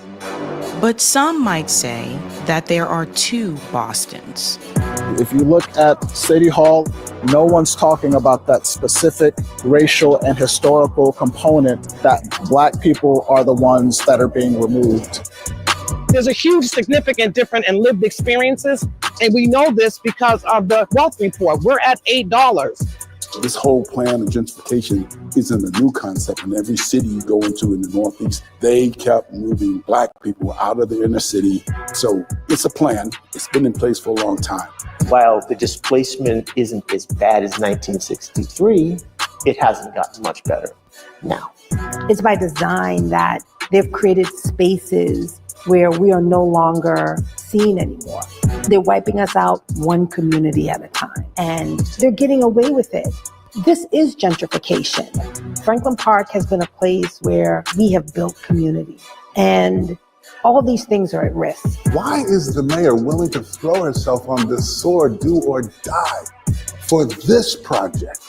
It's not about soccer. It's about the additional profits that can be made in this entertainment complex. It's a disrespect that you would take public parkland and then give it to a private group to control it. And this project is Emmett Till's mama pulling back a curtain.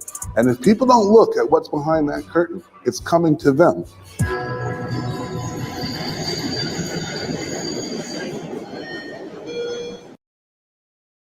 Okay, that is the trailer there for the documentary. The final version looks actually better than that.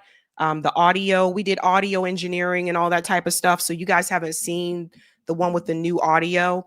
And then also we did the colorizing as well. We got a colorist to come in and fill in some of those shadows and all that type of stuff. So you guys, I think you guys are really going to like it. So I'm getting excited. It's just around the corner. And so, yeah. All right. Okie dokie. Let's get to Van Jones. Oh, Lord Jesus. Van Jones. Van Jones is getting quite a bit of crap from people. He's another one that's under attack because of the comments that he made recently about Zohran Mamdani's win, but not just Zohran Mamdani, also the comments that he shared recently with Scott Jennings about the case for Israel.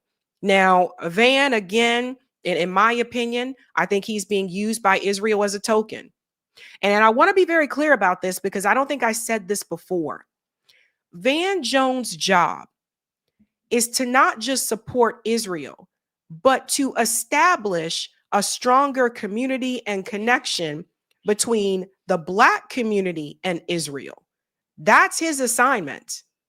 If people are not aware, he is trying to basically make the case for Israel to the Black community, and he wants to build a strong coalition there. He's a puppet. That's the plan. That's the assignment. Let's get into what he said here. This was after Zohran Mamdani won. I want you to hear what he said here. I think he missed an opportunity. I think the Mamdani that we saw on the campaign trail, who was a lot more, but I think he missed an opportunity. I think the Mamdani that we saw on the campaign trail, who was a lot more calm, who was a lot warmer, who was a lot more embracing, was not present in that speech. And I think that Mamdani is the one you need to hear from tonight. There are a lot of people trying to figure out, can I get on this train with him or not? Is he going to include me? Is he going to be more of a class warrior, even in office? I think he missed a chance tonight to open up and bring more people into the tent. I think his tone was sharp. I think he was using the microphone in a way that he was almost yelling. And that's not the Mamdani that we've seen on TikTok and the great interviews and stuff like that. So I felt like there's a little bit of a character switch here where the warm, open, embracing guy that's close to working people was not on stage tonight. And there was some other voice on stage. That said, he's very young, and he just pulled off something that's very, very difficult. And I wouldn't write him off, but I think he missed an opportunity to open himself up tonight. And I think that will probably cost him going forward. Cost him going forward. Let's bring Van back up on the screen here for just a second. Guys, can I ask you a question? Does Van Jones complain about the way that Netanyahu speaks? Does Van Jones complain about the rhetoric or the tone that is used by IDF soldiers? Does Van Jones complain about the tone that is used by politicians like Randy Fine and others that are rabid Zionists and said kill all the Palestinian people? Does Van Jones complain about the genocide in Gaza? But here he is tone policing the way that Zoran Mandami chose to celebrate his win. And let me be clear, it's not really about that. Zoran could have came out there all smiles and said, everybody, let's work together. I love you. I love you. I love you. I love you. And could have been that same way. And Van Jones still would have found a way to attack it because he's a puppet. He's a token used by Israel to make sure that the Israel agenda is a priority and continues, and also is a priority for Black Americans as well. That's what it's used for. And Zoran ran on BDS, said he would not go to Israel. So we're talking about a stark difference here. This is who Van Jones is. A puppet. There are strings attached to him, but they're invisible. You just can't see them. He moves how he's told to move. He's been outed multiple times. Taking money here, taking money there. An agent of sorts. This is who Van Jones is. And what people have to understand is that, first of all, the comments that he made about dead babies, like it was nothing in Gaza, he made that on Bill Maher's show. I don't even understand how Van Jones is even allowed to still come on and sit at these round tables at CNN after what he said. If he would have made that comment about Israelis, he wouldn't have had that job. But because he said it about Gazans, he gets to keep his gig. You literally have a Black person making the case for a racist, genocidal state. You can't get more bought off than that. He was another one of these college students that was an activist back in the day, and they got their hands on him, and they really go after people like that. Hakeem Jeffries was also once an activist in college. They came after him too. They take these Black activists that are a little bit more radical, and they give them a suit, give them some money, and use them as tokens. As long as you have Van Jones walking around here advocating for the pro-Israel cause, Israel can point to him and say, we're not outrageous, we got Van Jones.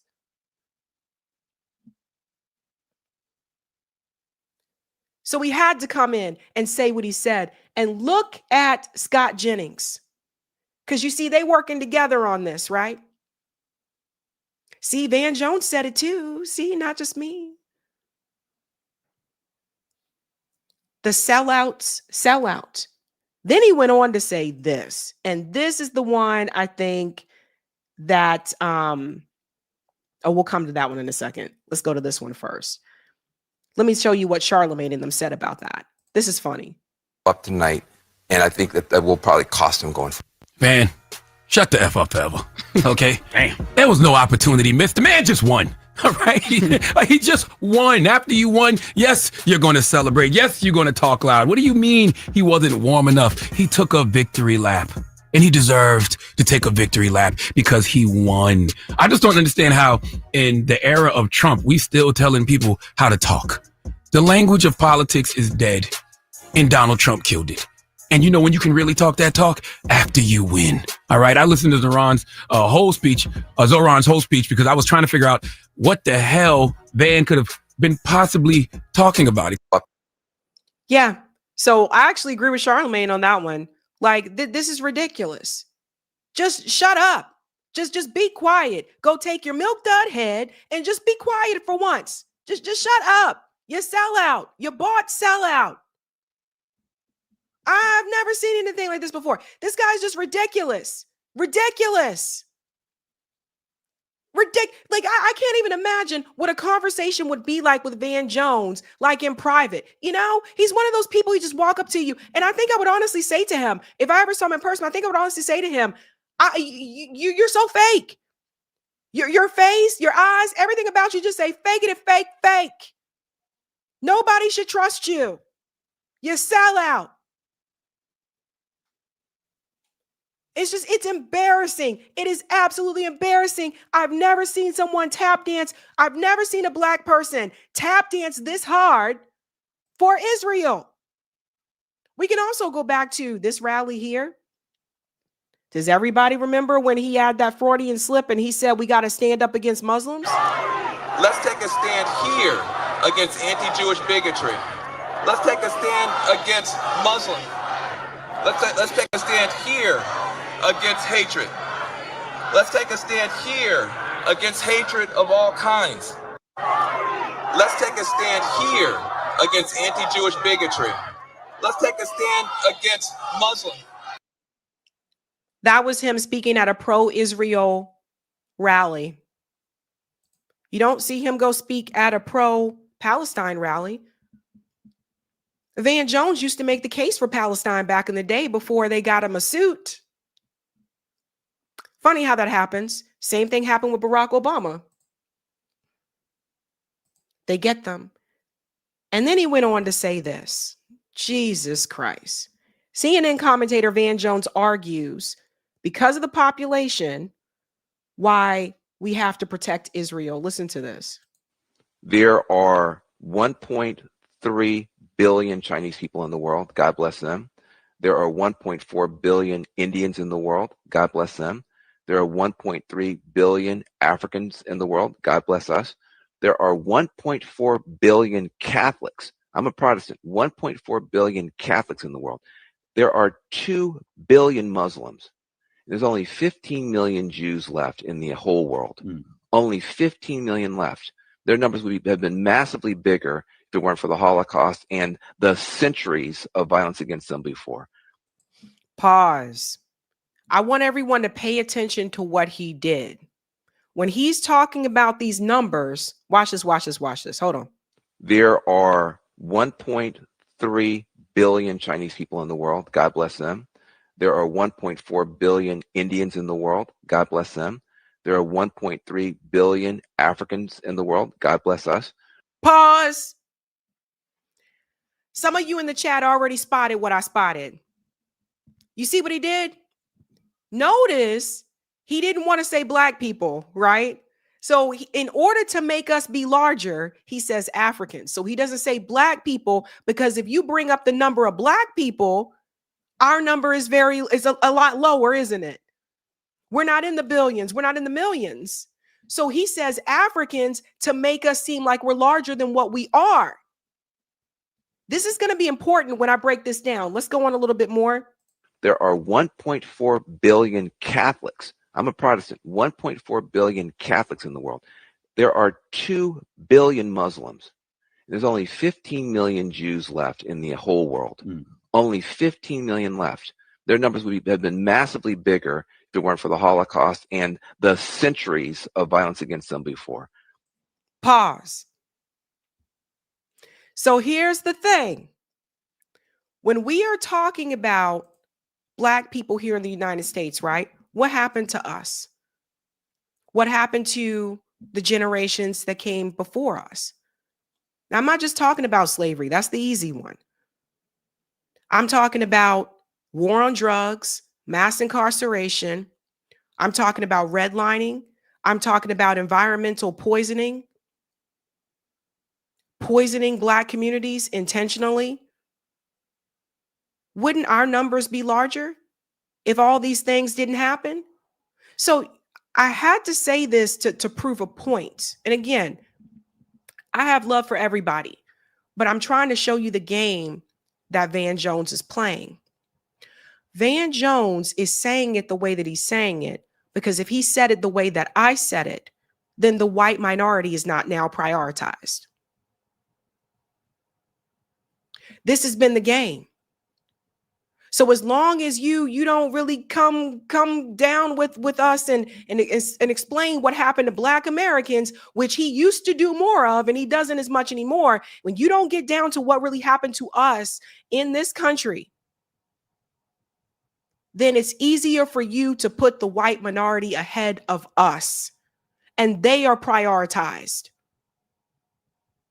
Because you see, I really don't see Van Jones going around there like clapping for us like this. I don't see him going on to all these different podcasts saying this needs to be paid and is owed to Black Americans.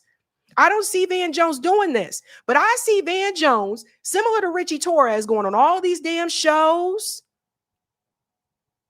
speaking at all these events to advocate for the Israeli population. Now you look at me and you tell me he's not being used as a token. You tell me that there aren't Black people that are being used by Israel, by the ADL, by AIPAC to advocate for their cause and not to advocate for the cause of their own people. I got a problem with that. This is what we run into, folks. Let him finish. And you have 15 million left, and half of them live in Israel. Half of them, by the way, if you want to play the color game, are people of color who are Jews that got chased out of Yemen, Mizrahi and Sephardic Jews. They got chased out of Yemen. They got chased out of Egypt. They got chased out of Ethiopia.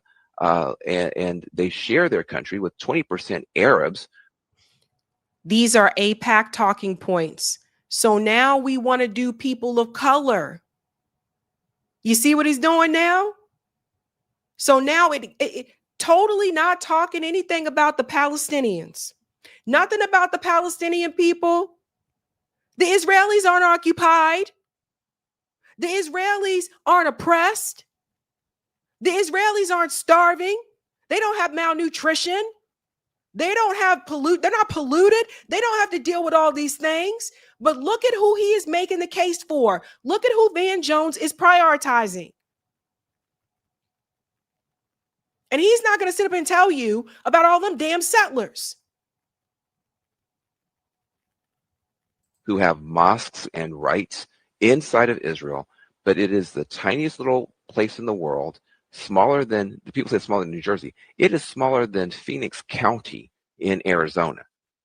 And that's where half of the world, the remaining Jews in the world, are clinging to their existence. And when I don't care if it's smaller than someone's backyard. That is besides the point. So because it is a small place, and because, there's only this amount of people, so we got to have this. So we should excuse genocide. We should excuse apartheid, oppression, occupation, which Van Jones long time ago used to talk about. Doesn't talk about that anymore. So Van Jones knows what's up. Van Jones knows what is happening in Israel. He knows what the Palestinian people are going through. He is being paid to push a different agenda. And it's so disgraceful. This is the same guy that was crying on TV after Trump won. And he said, I can now tell my kids that they don't have to worry about being in a bigoted place. And they don't have to worry about the color of their skin. And oh my God, I don't have to tell my kids to deal with this anymore. Do you tell your kids why you support a racist genocidal state? Netanyahu's worse than Donald Trump. Do you tell them that? When that group comes under attack, humanity has a special responsibility to defend them. Now, sometimes you're going to like their government, sometimes you're not. Sometimes you're going to like their political policies, their economic policies, their military policies. That is completely fine to debate. But the idea that the West should abandon them to their fate we already ran a 3,000-year experiment where Jews did not have a state, and it ended with Hitler's hell and Hitler's ovens. We are not going to run that experiment again. We don't have to do it again. We already did it. And anybody who can't understand the basic logic of that needs to explain why they can't do basic math about who in the world is the most microscopic minority that deserves the support of humanity. So do you see what he's doing? This is why. This is the one times I tell you guys, I love everybody. We advocate for, I advocate for anybody on the show, anybody who's oppressed. We advocate for people who's oppressed on the show. But Van Jones is doing some trickery there. There's a reason why he said Africans and he didn't say black people, because he knows the numbers would be significantly lower. So he continuing to make it seem as though our fight and our flight is not as important. So we are pushed to the bottom of the list once again, this time by one of our own.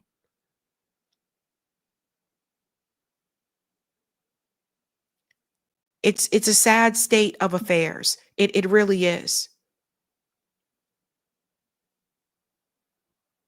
And we got some people out there that decided to take some money. And I'm going to tell you guys, I'm sincerely, I'm happy that more Americans are waking up. I really am. But Van Jones knows what exactly is happening over there. But he wants you to try to make the case for,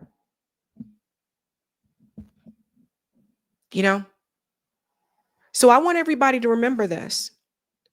Because when Van Jones comes to, for every black organization, when Van Jones wants to come speak at your event, you need to know he's coming there with an agenda.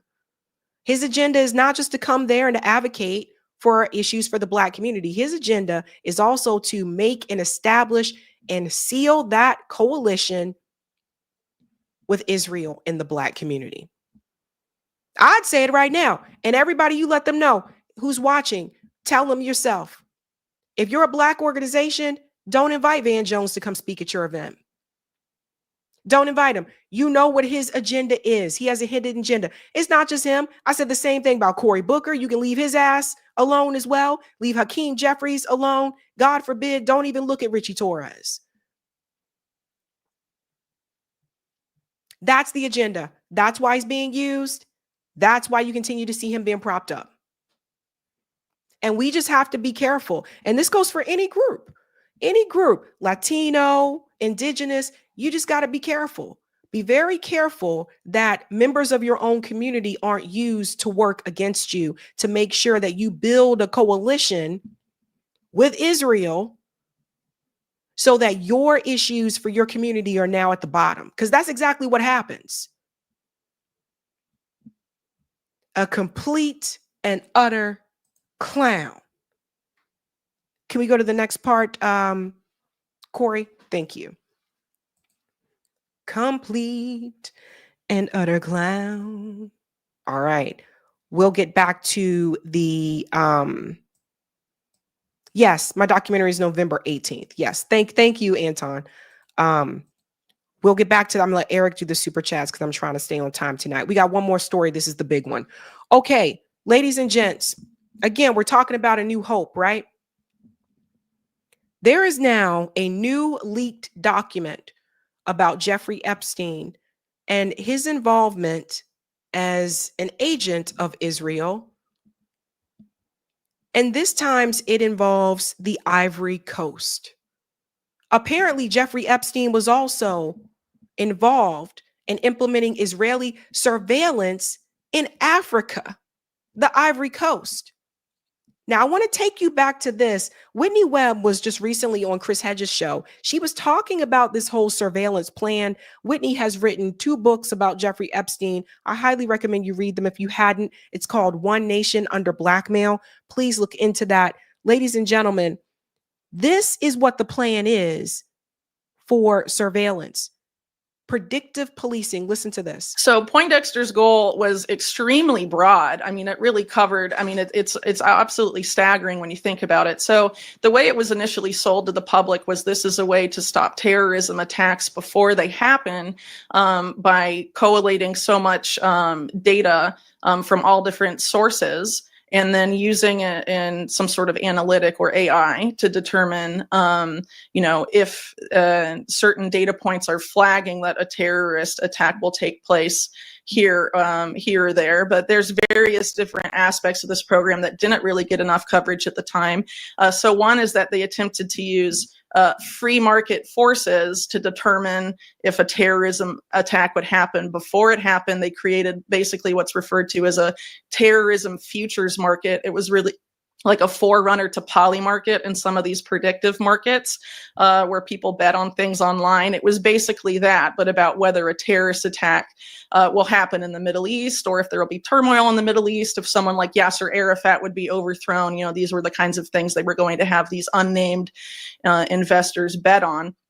Another one was focused entirely on health under this program called biosurveillance, which actually a lot of it Palantir helped launch with HHS during the COVID era, things like analyzing American wastewater to determine if there is going to be an outbreak of a disease before it happens, again, with an algorithm, or basically, surveilling Americans' health data and to determine if there will be a pandemic before it happens, or if there will be a bioterror attack. Because remember, this was also in the aftermath of the anthrax attacks.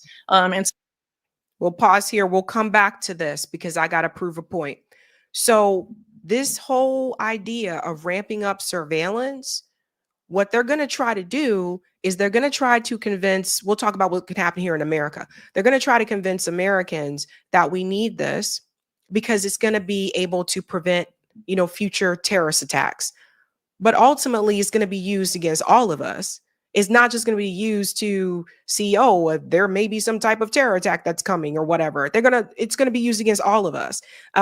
I had referred to this before as Minority Report. There's a movie with Tom Cruise. If you guys haven't seen it, definitely watch that so you can see what I'm talking about, where crimes are basically predetermined. So whatever the surveillance this system says is going to happen, then people would be arrested before they even commit those crimes. And that's if that's even true. You don't know for sure that that's going to happen. But what they are going to use is the idea of terror.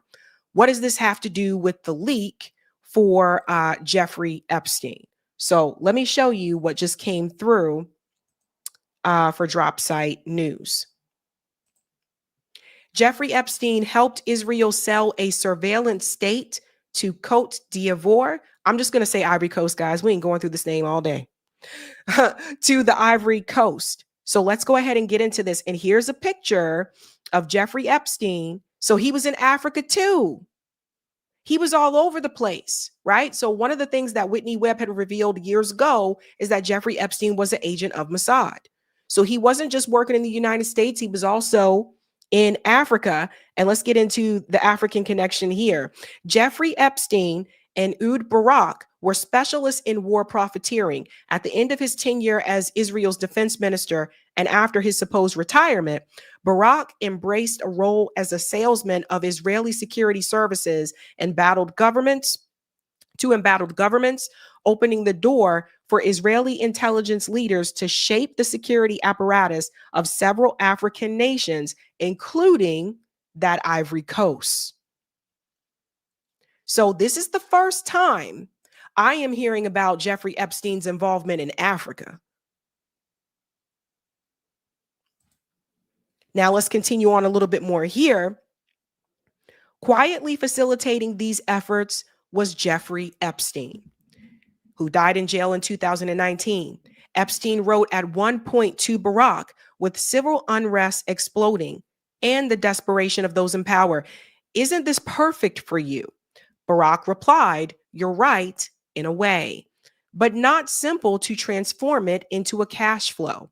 Transforming unrest into a cash flow, in the case of the Ivory Coast, involved brokering deals between the Israeli state and the embattled West African nation. New details about Epstein's role in Israeli intelligence operations in Africa have emerged from two sets of documents: an archive of leaked emails released by the Honda Hacking Group and hosted by the nonprofit whistleblower site Distributed Denial of Secrets, and documents released by the U.S. House Oversight Committee last month. The latter set includes Epstein's personal emails and appointment calendars, which provide clear evidence of Epstein's involvement in Israel's West African security negotiations in 2012, while Barack was still Israel's defense minister. Now, let me just break something down for you really quick. Barack was also the one who was referenced in Virginia Giuffre's new book that, we just were talking about like 3 weeks ago.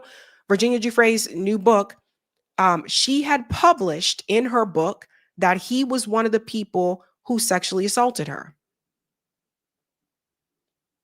Violently, she said. Now, let's continue on because we're going to make more of these connections. Let's look a little bit here. The two men worked together as a conduit for Israel's intelligence sector in the Ivory Coast, where Barack was welcomed as a representative of the Israeli government even after leaving public office. Epstein helped Barack deliver a proposal for mass surveillance to the Ivorian people, the Ivorian phone and internet communications crafted by former Israeli intelligence officials. As in Mongolia, Epstein and Barack's private deal making involved seamlessly into an official security agreement by Israel and the Ivory Coast in 2014. Since the agreement was signed over a decade ago, President Ouattara, hope I'm pronouncing it correctly, President Ouattara has tightened his grip on power, banning public demonstrations, and arresting peaceful protesters. Highlight this here. Since the agreement was signed over a decade ago, President Ouattara has tightened his grip on power, banning public demonstrations and arresting peaceful protesters. See what I was saying about that surveillance? Yeah. Who you think they're going to use it on? Protesters, more as well. Today, Ouattara continues to enjoy the support of Israeli security firms to help him maintain power. His Israeli-backed police state has squashed civic organizations and silenced critics. So they now have established an Israeli-backed police state in the Ivory Coast. Jeffrey Epstein was all a part of that. So now that this is coming out, I'm starting to wonder some other things. We'll go a little bit further in the article in just a second. I'm starting to wonder some other things. What other countries was Jeffrey Epstein involved in, at least when it comes to surveillance? Are we supposed to believe that it was just the US and it was just countries in Africa? Where else was he working for Israel? Now we got a whole different thing happening here. This isn't just about a sex trafficking operation. This is about a sex trafficking operation, a surveillance state, foreign policy.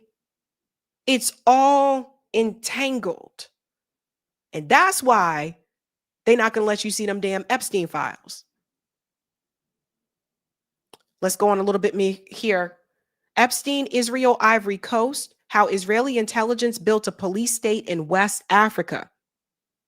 In 2010, a disputed presidential election in the West African nation of Côte d'Ivoire triggered political upheaval and violence that rapidly destabilized the country. The UN certified Atra as the winner in November 2010 runoff vote. But the outcome was not accepted by the rival incumbent, Laurent Gbagbo. After months of violence, a French and UN military intervention was launched in April 2011 to remove Gbagbo and drive him from the country. It goes on a little bit more here. So obviously there's removal. Gbagbo was exiled. Ouattara inherited a security apparatus fractured by the crisis, and his own hold on power was uncertain. There was a failed coup plot attempt against him, etc. Let's fast forward down here. Let's get to Epstein flying there. September 12, 3 months later, Epstein met with Ouattara's niece, Nina Kita, whom he had known since at least 2002. This is important. Nina Kita was a young fashion model for Jean-Luc Brunel's Karen Models Agency. She had traveled on the Lolita Express plane between New York and Paris. Jean-Luc Brunel, also another person that was mentioned in Whitney Webb's article series about the whole Epstein network. There was a whole article where she talked about the modeling industry and how Epstein had his foot there. And Jean-Luc Brunel was one of the ones that was mentioned. So now we got the models also involved. This is one big giant network, you guys. Let's continue here. Lolita Express between New York and Paris. So she also traveled on the Lolita Express. After Nina's visit, records show that Epstein went straight to the Regency Hotel in New York for a private meeting with the Israeli defense minister. The next month, Epstein flew to Africa. In a note to his assistant, he instructed her to arrange to switch planes in London before flying to the Ivory Coast, Angola, and Senegal.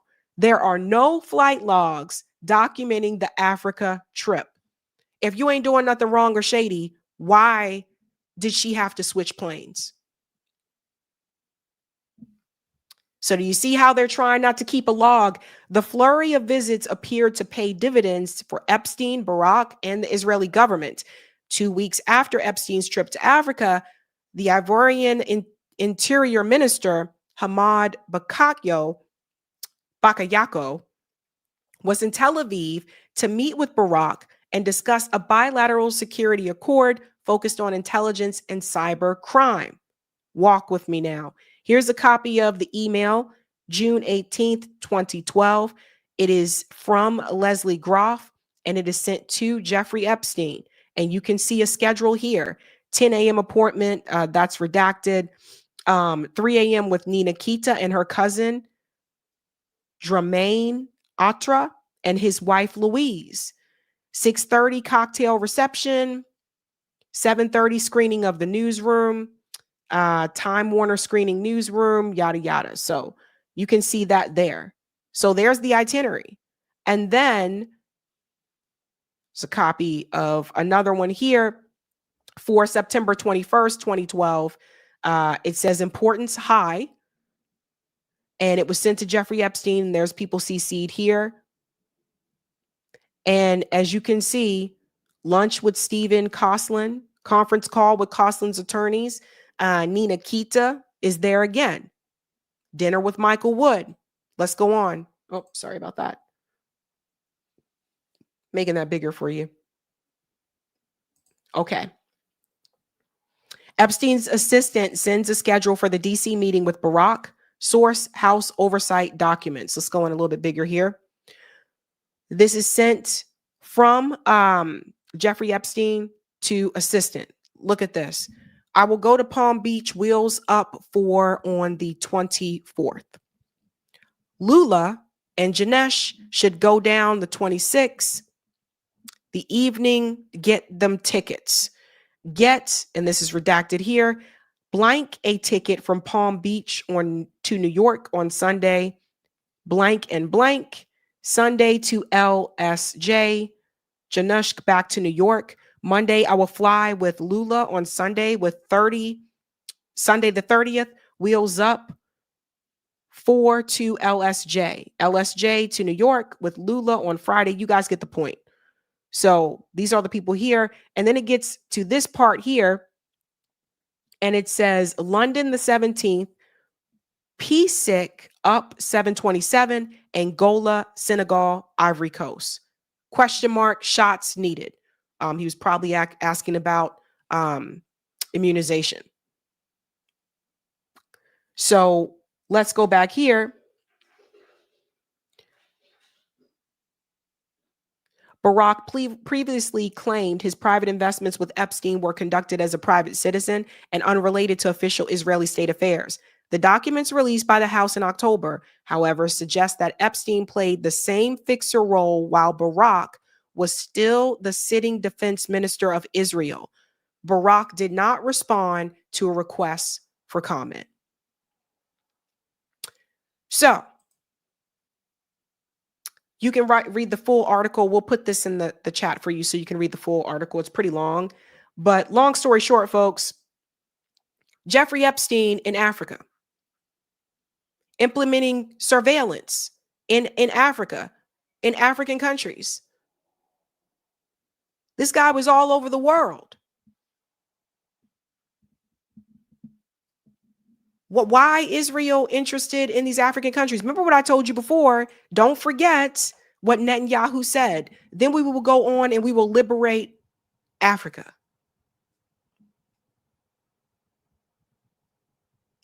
You don't set up all that surveillance unless you're trying to find something. And who knows? All it would take is just another Western-backed coup to happen in one of those countries, to happen in the Ivory Coast. And since Israel already set up surveillance there, they're already spying on them anyway. They would know when it happened, and they could use that as an excuse as, oh, we got to get these people out. We got to put who we want in charge there. There's also a lot of resources. So when we mention Jeffrey Epstein, I think it's important for us to say, this is not just about sex trafficking. We are talking about a global enterprise of corruption and blackmail. That brings me back to Whitney Webb. I want you to hear what she says here about the Israeli tech that's used right here in America. Use them as fronts is essentially what the admitted policy began. And in the Israeli media report that documents this, they note that a firm like Black Cube, for example, which has been called to privatize Mossad, was one of the companies that was developed under this policy. But presumably there's a lot of other companies that also operate this way. And it's important to note that in the same period of time, you had a neoconservative and Zionist mega donor to the GOP, Paul Singer, team up with people from Netanyahu's office to develop something called Startup Nation Central, which was framed as a way to prevent the United States from ever meaningfully adopting the Boycott, Divest, Sanctions movement, or BDS, by basically marketing Israeli startups, particularly in technology, to American companies and also to the U.S. government. And of course, the U.S. government contracts with significant Unit to 8200 companies. For example, the NSA in the mid-2000s had an Israeli Unit 8200 linked company develop its backdoors into popular software programs. Carbon 911 that I brought up earlier, also Unit 8200 created and now controlling a litany of 911 emergency call centers throughout the U.S. There's a lot of companies that have popped up to do so. And also, pause here for a second. You see the many different ways they're surveilling us right here in the United States. She was talking about the 911 call centers. I'll tell you another one some people may not be aware of, the VPN networks. You got to be careful. Some of these VPN networks are also owned by Israel. We got to keep count, guys. We got to be very careful let me let her finish here. We've seen, a lot of these Silicon Valley giants, Google, Microsoft, Intel, recruit heavily from Unit 8200 and also open, offices in Israel. Though, of course, some of those in the case of Microsoft significantly precede this 2012 point. But basically, the goal was to prevent the U.S. from ever allowing boycotts of Israel at any meaningful level. That part right there. They are surveilling to make sure that the U.S. doesn't end up boycotting Israel. This is why the ADL and AIPAC and all of them, this is why they're so scared of BDS, boycott, divest, and sanction, which is a non-violent way to fight back against a genocidal state. That's why they're so afraid of that, because the reality is if we boycott, if we divest, and if we sanction, they fall apart. We are keeping them afloat. We're the ones keeping that machine going. Israel is nothing without the United States. So all of this is starting to be connected now. And when you think about Jeffrey Epstein, basically, to make a long story short, his main job was to surveil and blackmail. The sex trafficking part, that was just something that, in my opinion, that was just something that he just added on himself because he's a fucking psycho. But his job was to surveil and blackmail. And when you add the sex trafficking part to it, that's another way that you could blackmail people. Now, just imagine if Jeffrey Epstein had been an agent for Russia intelligence, or China intelligence. Oh, honey, you would have had that Epstein list by now.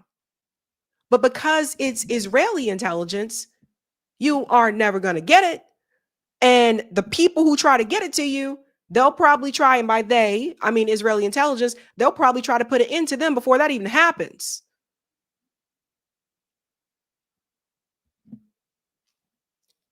Wild and crazy. By integrating companies at the same time that Netanyahu made it a deliberate policy to use a lot of these companies as fronts for either the Israeli military or for Israeli intelligence. So unfortunately, in addition to that, we also have, a significant overlap of some of these Silicon Valley billionaires and the IDF rather overtly. So Larry Ellison, who I brought up a moment ago, is, I believe, if not the leading donor, one of the most major private donors to the IDF, and is also, as we noted a moment ago, a major contractor to the U.S. national security state, and is, building a quite a massive U.S. domestic media empire. And I believe he's going to be one of the figures involved in the takeover of TikTok. Yeah. And she was right about that. So hiding right in plain sight. And here's the other thing. So think about it. Now, people will look to someone like Larry Ellison of like, well, if you care so much about Israel, why do you live in the U.S.? Why aren't you living in Israel if Israel is so precious and important to you guys? They are here. I believe some of them are here to make sure that the U.S. remains pro-Israel. Don't believe me? Go back to what Chuck Schumer said recently. He was assigned to be a guardian of Israel. So it's almost like, they're basically here to make sure America continues to support Israel, because without America, Israel doesn't stand. It's crazy when you think about it. Now, I want to show you something else that she said too, that kind of ties all of this together. And that's the part about what the world would look like.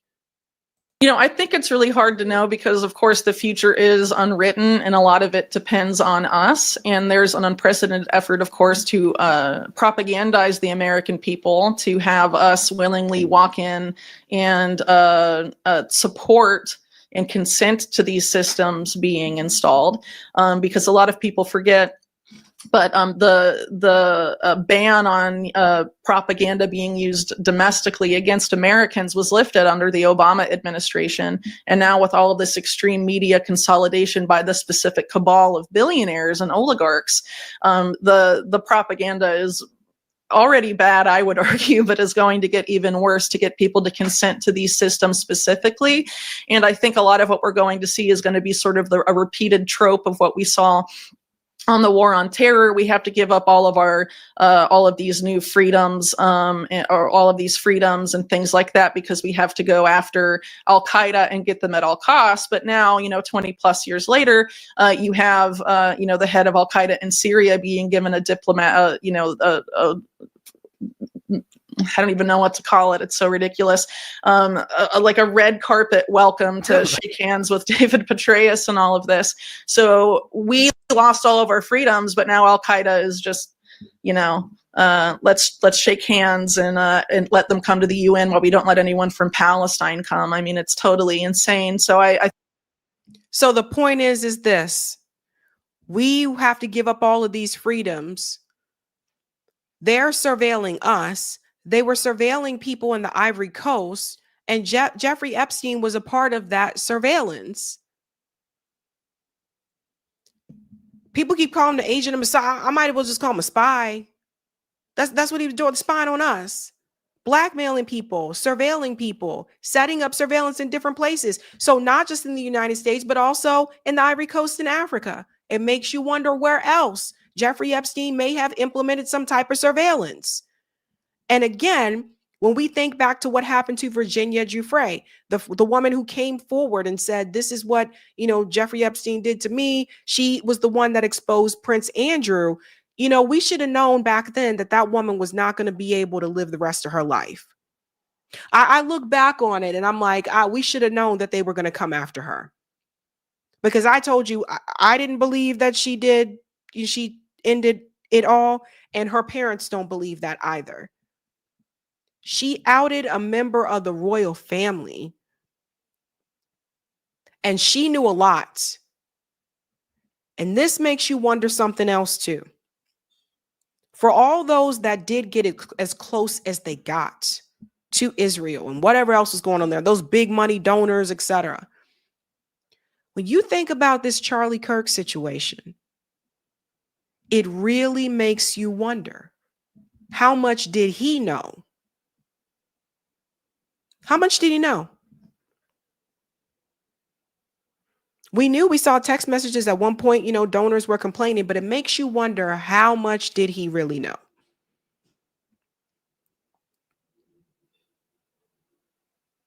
So this idea that we will be surveilled and they will sell it by saying this is to protect America. So that's why they have to instill fear in the American people. It didn't work with Gaza. The fear thing there didn't work, right? It went in the opposite direction. So now it's like, okay, let's get them to fear Venezuela. Fear Russia. Fear China. They are going to try to continue to find other enemies so that you agree to the need to have surveillance to protect us. Now, where have we heard this before? Israel.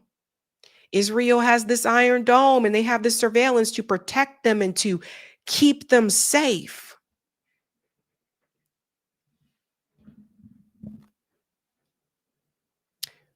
Whitney has been warning people about this for a long time. And I think a lot of it at the end of the day is just that I don't even think we've seen, the capability of what they can do just yet. I don't even think we've seen it just yet.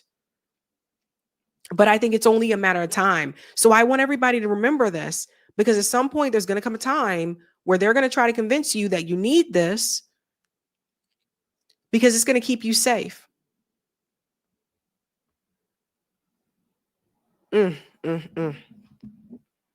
Surveillance in Africa. I can't even believe it. It's insane.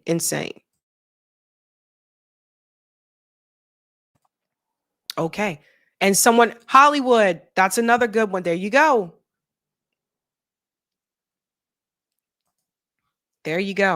I think we have a poll. Let me go ahead and see what you guys thought for the poll there. There we go. Okay. Why didn't everybody vote? We have over 3,000 people watching. I guess everybody didn't want to know. Okay. Anyway, is a 50-year mortgage a bad idea? 1,851 people voted. 6% said yes. 80% said hell no. And 14% said I'm not sure. Maybe I should have mentioned the poll again. I'm sorry. Bah. Okay. Anywho, thank you guys. That is it for me. Eric is going to close out the show. You guys have a good night. I'll see you Tuesday night. We got a decent sample in the poll, anyways. I know. Thanks. Oh, okay. Bye, guys. All right. Well, let Sabrina go on her way for the night. And you can catch Sabrina in the show live, next live here on, let's see, it's Sundays. I'll be Tuesday at 7. We'll see what we got for you then. And let me fix this for you here. There we go. Yeah, so I just wanted to do a quick note on kind of there's this idea of what connects all these stories together, right? And I think one thing that does that I would say is the idea of interest, right? And this is an article, I'll put it in the chat here, from the 11 Demand Substack article from a little while back, but I think it's still good to take a look at. It applies. It's called Two Sets of Interests, right? In this article, it kind of takes this maybe somewhat infamous feudalism then and now graphic and puts billionaires at the top. And so the idea is that there are two sets of interests. There's those of the top 0.1% and those of the 99%. The top 0.1% is determined to increase its wealth and power more and more, regardless of the costs that fall on everyone else. They use their enormous resources to corrupt the government and the economic system to work in their favor. They will literally kill us all for the sake of a more profitable quarter. The interests, however, of the 99% of us are vastly different. They are things like equality, justice for all, sustainability, transparency, peace. Recognizing how these interests are at odds with how the billionaire class, at odds with those billionaire class interests, is key to understanding how the world really operates. The controversy around the Epstein files is a good example. The billionaire class and their servants in government are deeply implicated in the crimes that occurred, so it is in their interest to keep it all under wraps. It doesn't matter whether they are affiliated with a Democratic or Republican party, they serve the same interests, and it's not the interests of the 99%. In that updated feudalism then and now graphic, it's the billionaires on top, the elected officials in the middle, and everyone else, the 99% at the bottom, getting crushed. Now, the thing that I always like to come back to with all this is, what do we do about it? And as with all things in politics, MCDS brings clarity. MCDS, money, corruption, demands, and solutions. It's the billionaires with too much money to spend are the reason Epstein's business existed. C, it was allowed to happen and stay hidden because our government is deeply corrupt. And D, it's crucial that we have a clear demand. Fix the big money in politics and government. And this is really the crucial part. I would say really nothing really gets better until we do this. And as the solution, that demand, leads to the solutions. And if you look at 11 Demands and 11demands.org, you can see, very clearly and concisely that list of demands and how it leads into solutions. And that one at the top, fix the big money. Educating millions of people about the real causes of the deep systemic corruption is the crucial first step. Step 2 is to have a clear, concise set of demands and organize those millions of people to push and settle for nothing less. And it's up to all of us to make that happen. We all have a role to play. If you want to check out what's happening at 11 Demands, you can look at 11 Demands Collective, which is about learning about these things, being clear on these things, and being clear about MCDS. I encourage everyone to use MCDS in their conversations. Here we are. Money, corruption, demand solutions.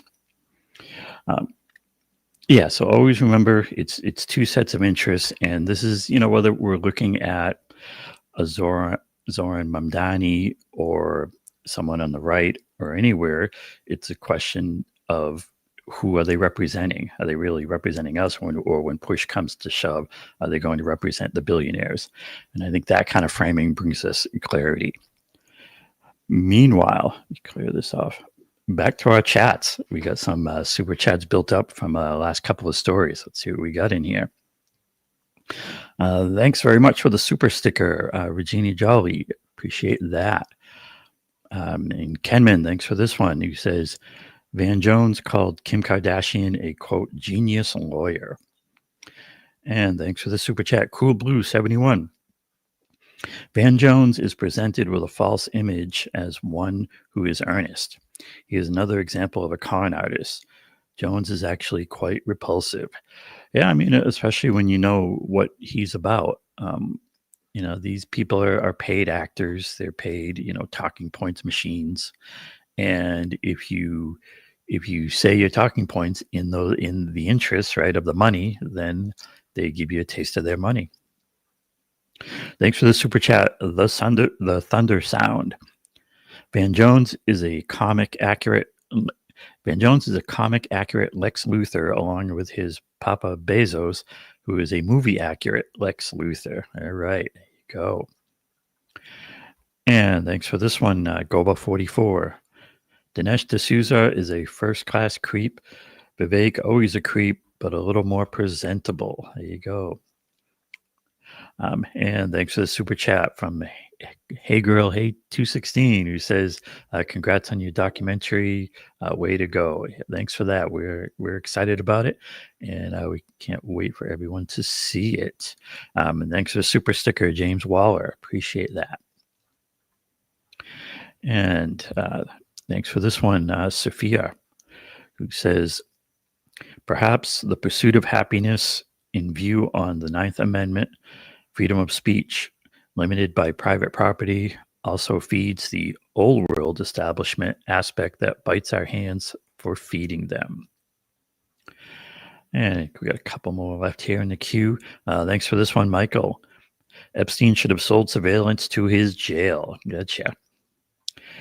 And thanks for this one, Sparky, who says, one of my brothers was visiting friends. I'm going to say in Ivory Coast back then. I'll have to ask him if he saw a creepy white guy named Jeffrey. Yeah, hanging about. That would be funny. And especially, get a selfie. Although I don't think you want a selfie with Jeffrey Epstein. Anyways, that's going to do it for us tonight. I'll put in the chat one more time the old that particular 11 Demands Substack article about those two sets of interests, which I think is a really important key way to look at things. But on that note, I think we're about done here for the night. Like we said, Sabby live next Tuesday at 7 p.m. Eastern time. We'll see what we got for you then.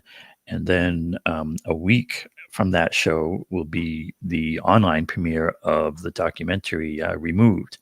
So certainly looking forward to that in a big way. And until then, have a good night. Keep up that fight, and we'll see you next time. Thanks, everyone.